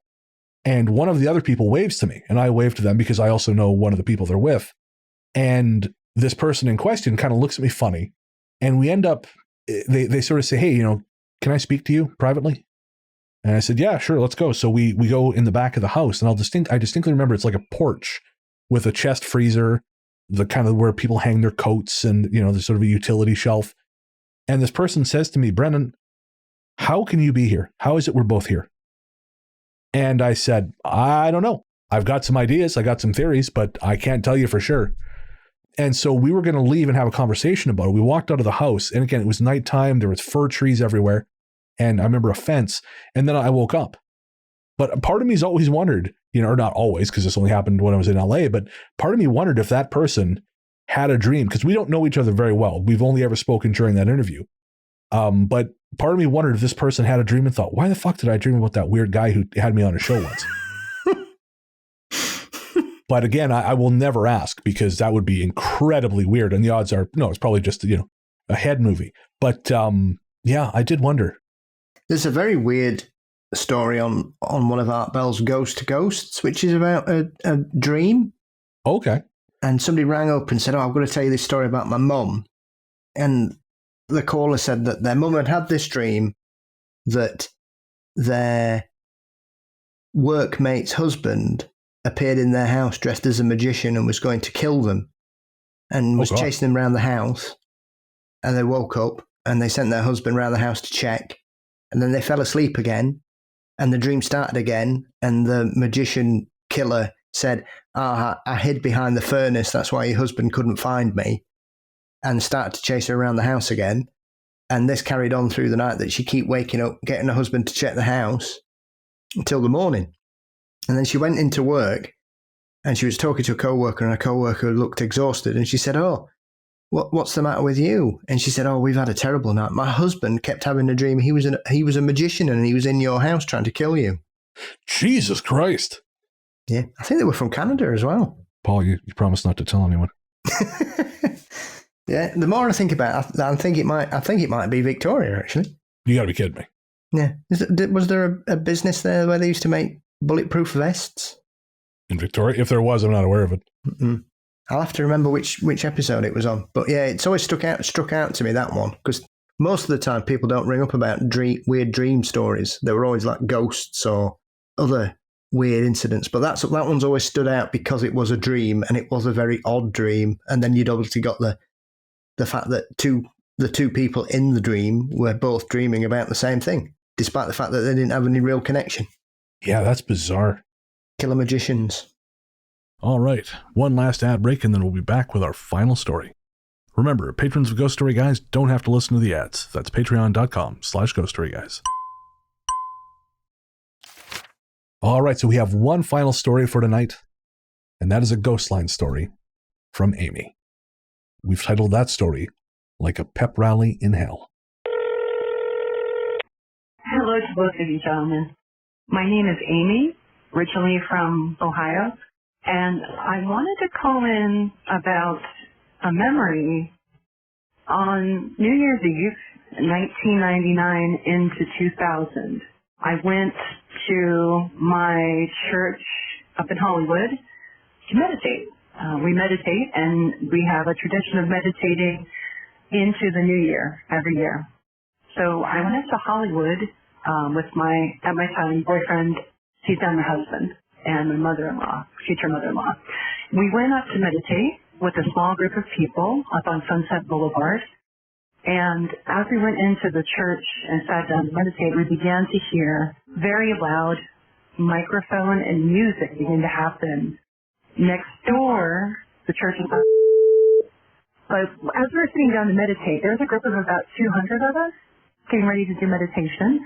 We start to hear, it sounds like they're tuning up, there's stuff coming over a loudspeaker, and then sure enough, there's some kind of a cover band playing 1960s kind of surf music, and people seem to be having a good time. There's a big crowd over there based on hearing the commotion and everything.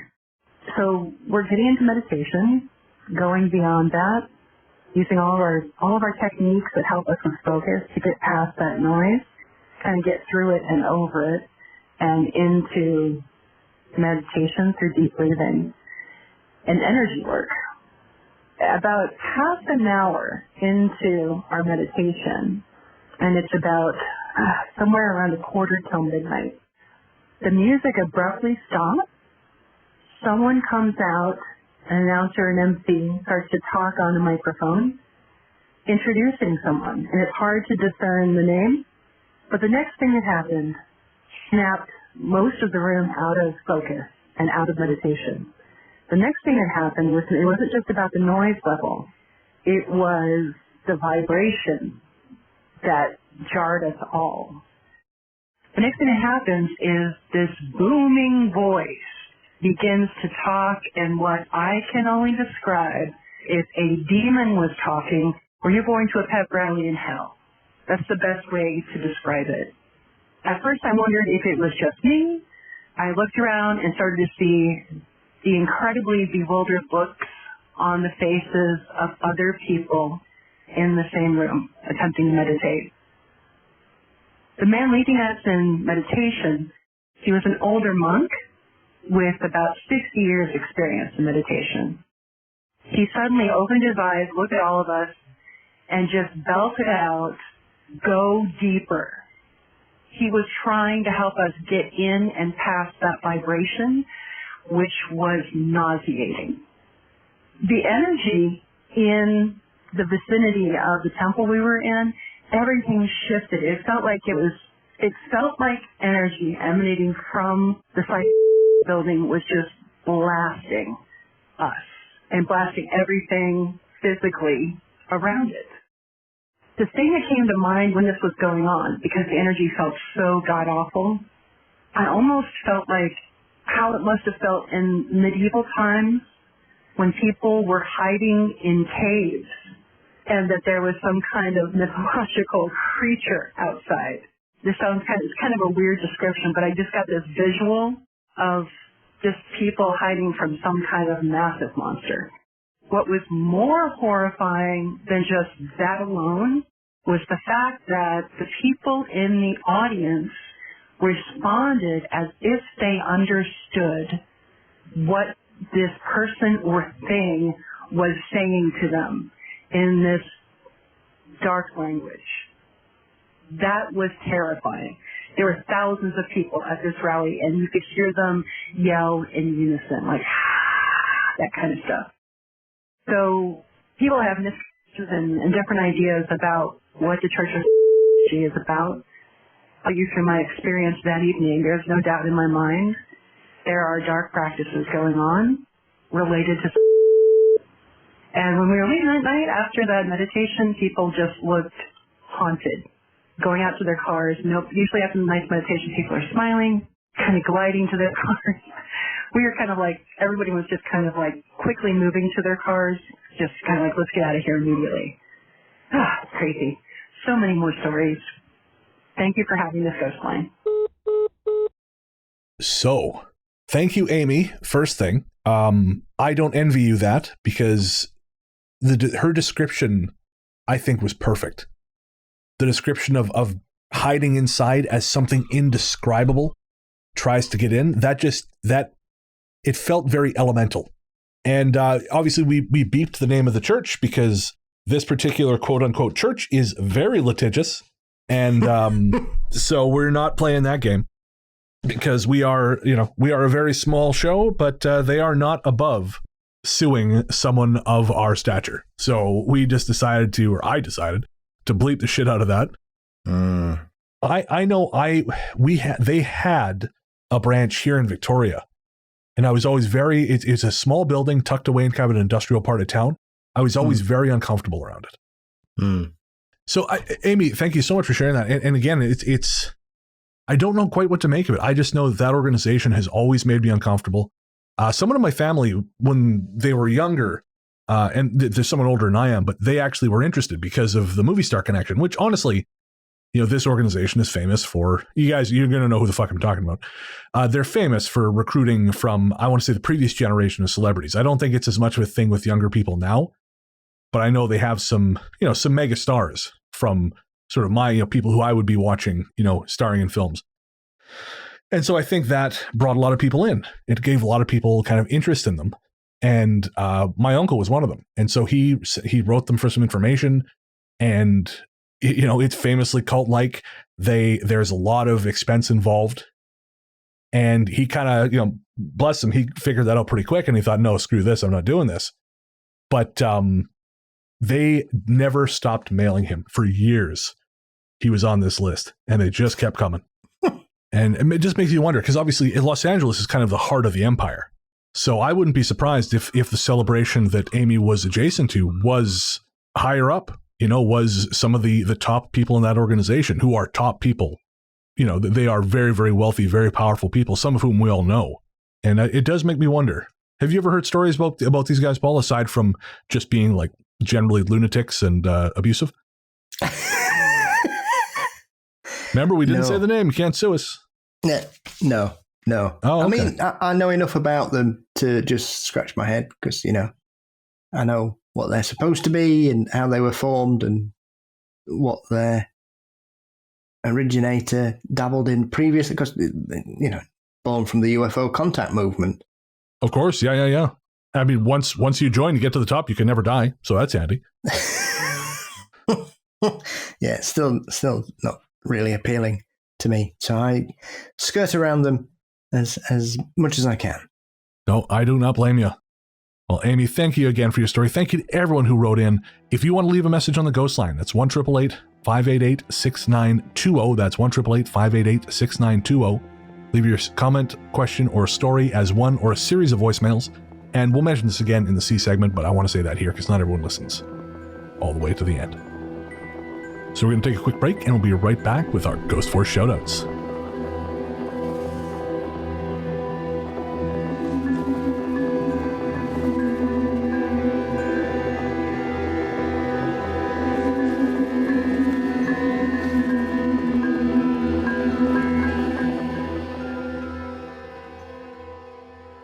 Hey there, listeners. Before you reach for that skip 15 seconds ahead button, I promise you this isn't an ad. We wanted to take a minute to talk to you about mental health. On this show, I've always tried to be as honest and open as possible about my struggles with depression and anxiety, because even though we've come a long way towards acknowledging the very real damage these things can do, there is still way too much lingering stigma about reaching out for help. And when you start to feel like there's no help, it's easy to start feeling like there's no hope. But Paul has joined me today to remind you there is always hope and there's always help. We're not going to try and talk you out of self-harming right now, because we know that's not how it works. Instead, what we wanted to do was tell you something now and hope that should things get bad, you'll remember it and make a phone call or send a text message before you make any permanent decisions. As someone who knows all too well just how important mental health can be, it's never too late to reach out. In Canada, the number to call is 133-456-4566. In the USA, the new number to call is 988. That's 988. In the UK, the number to call is 116123 or text SHOUT, that's SHOUT, to 85258. In Australia, the number to call is 131114. However bad shit seems, it will pass. And no matter what your brain might be telling you at any given moment, and believe me when I say I know this intimately, there are people who love you and people who care deeply about how you treat yourself. Should a time come when you find yourself despairing, please know that we've both been where you are, and there is a way back to the world. Take care. Welcome back. Thanks as always to Luke, Anthony, Sarah, and Joseph, everyone else who's part of the Ghost Story Guys family. Don't forget to check out Luke's podcast, Luke Lore, now part of the Connected Podcast Network. You can find that at lukelore.com and everywhere fine podcasts live. Joseph and I also co-host the show Weird Together, and that's a monthly live stream where we talk about a different horror movie. By the time this comes out, we should be talking about the brand new horror anthology Allegoria. So you can check that out on YouTube. I'll put a link in the show notes. And that is on the Weird Together YouTube channel.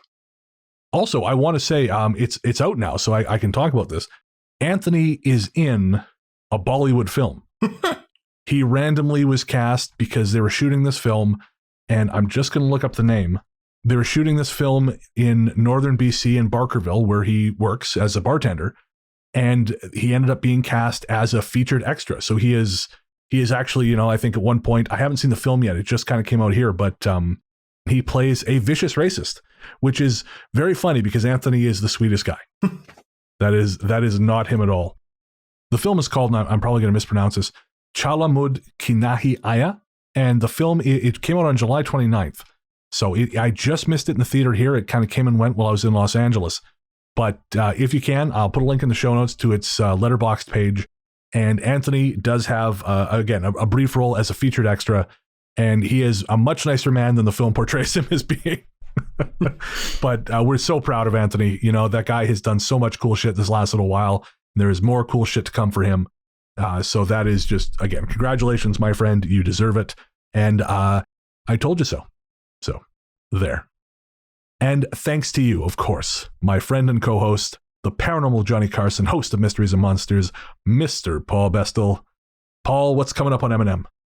Well, this week we are diving into a subject I've never touched before, which is near-death experiences with Canadian paranormal researcher Jason Hewlett. Brilliant. And it can't go wrong with Canadians, I'm telling you. Yeah.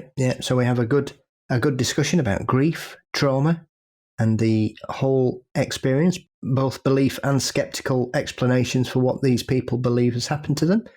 So it's quite a thought-provoking conversation. I can't wait to hear that. And where can everyone find you online? You can find Mysteries and Monsters on all podcast platforms, and we're also across all social media as well. I'm on Twitter and Instagram as Largely the Truth. You can also find the live stream I spoke about, Weird Together. That's I'll put a link in the show notes. That's available on YouTube. And that's a video live stream of me and Joseph Comeau talking about horror movies. And I am very close to completing the manuscript for Volume 2 of A Strange Little Place. So that will be an expanded second edition. So it's going to be the stories from the original book with a little bit of streamlining. I've taken some stuff out. I've added some new developments in, some new stories, and there'll be a handful of new chapters as well. And we'll be handing that in at the end of the month. I'm very excited to see that back out in the world and to stop writing it, Paul, because am I sick of writing that book. Yeah, I've heard you've got a brilliant foreword as well. I do. Yeah, there's this very clever English guy who's going to be writing the foreword. So I'm looking forward to seeing that. No pressure.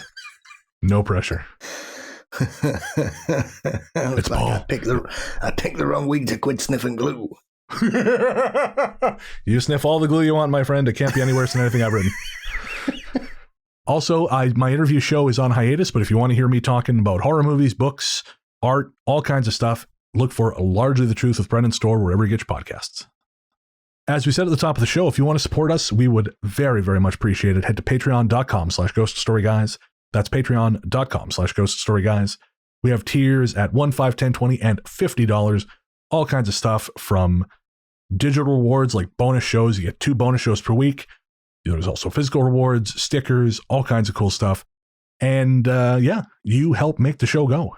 So again, head to patreon.com/ghoststoryguys for more information. But if you support at the $20 level and up, you're part of a very, very elite club. Not like Epstein elite, not like that. A good elite. I don't know if there is a good elite. Boy, I wish I hadn't made that comparison. Tottenham Hotspurs. They're an elite club. There we go. You are the Tottenham Hotspurs of podcast fans. You are Ghost Force.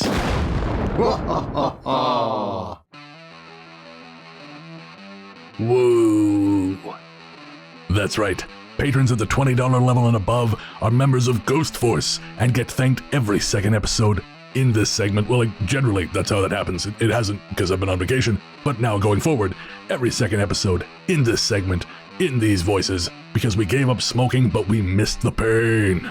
Yes, pain. This time around, the members of Ghost Force are Atham Saragon, April Bowers, Gary Lambertus, Cheryl Baker, Generic Bob, Hannah Brown, Hunter Siemens, Hilary Dissaussure, Jade Morse, Jason R. Slaughter. Jeanette Peter Patterson.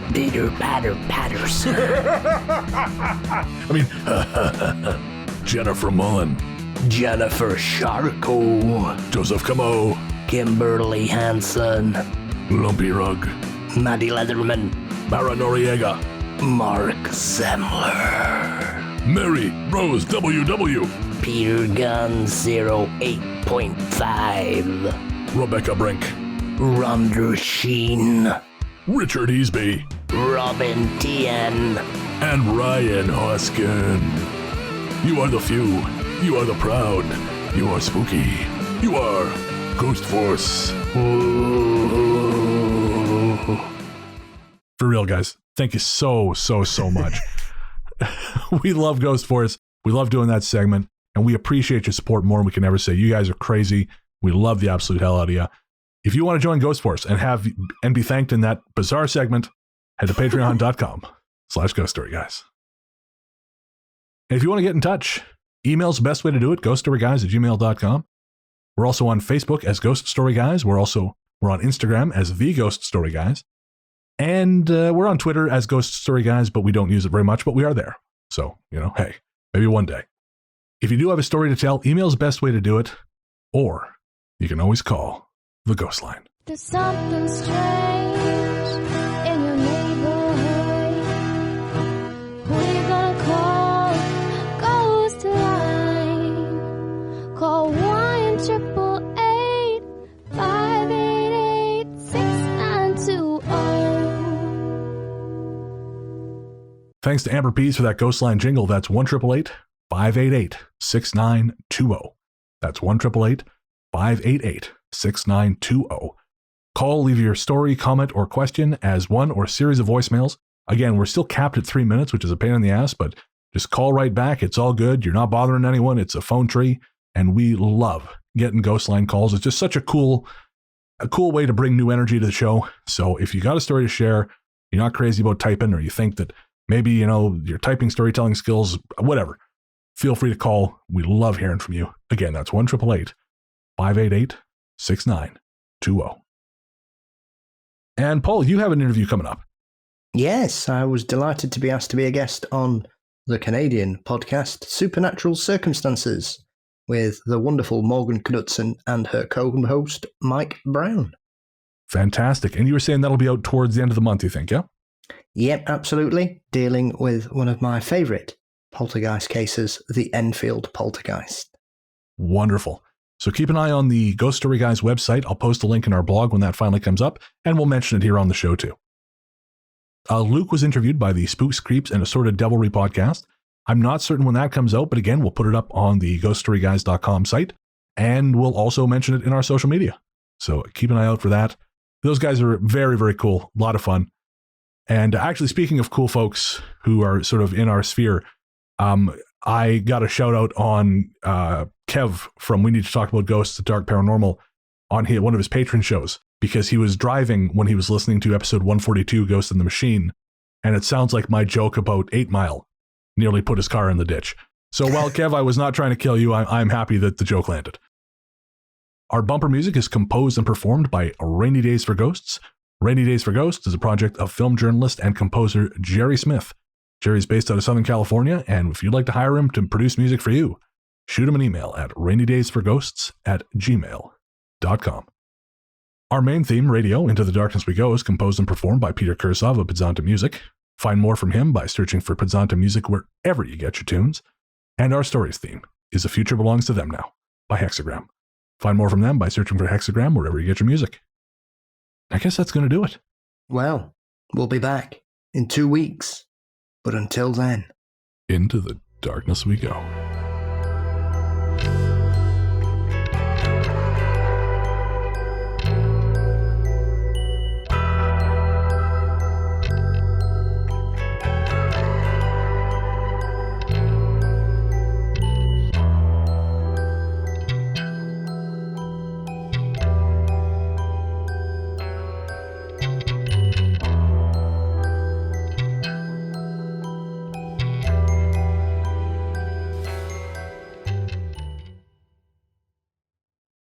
I'm done with saying, oh, this is going to be a short episode, because I know better now. Mosquitoes has been the challenge here. Holy shit, I'm covered in bites. Who the fuck is he? Okay, well, his first post on Facebook is boobs, so I don't think we're going to be buddies. Sometimes I wonder. I'm poised like a coiled spring even. I'll make sure I've linked the right fucking thing here. Yes, I have. Bless you. Excuse me. It was just the spirits passing through me. They really wrecked you on the way through. That was rough. I just freebase. Woo! I love it. Freestyle. You freestyle. We don't want to freebase. Oh yeah, sorry.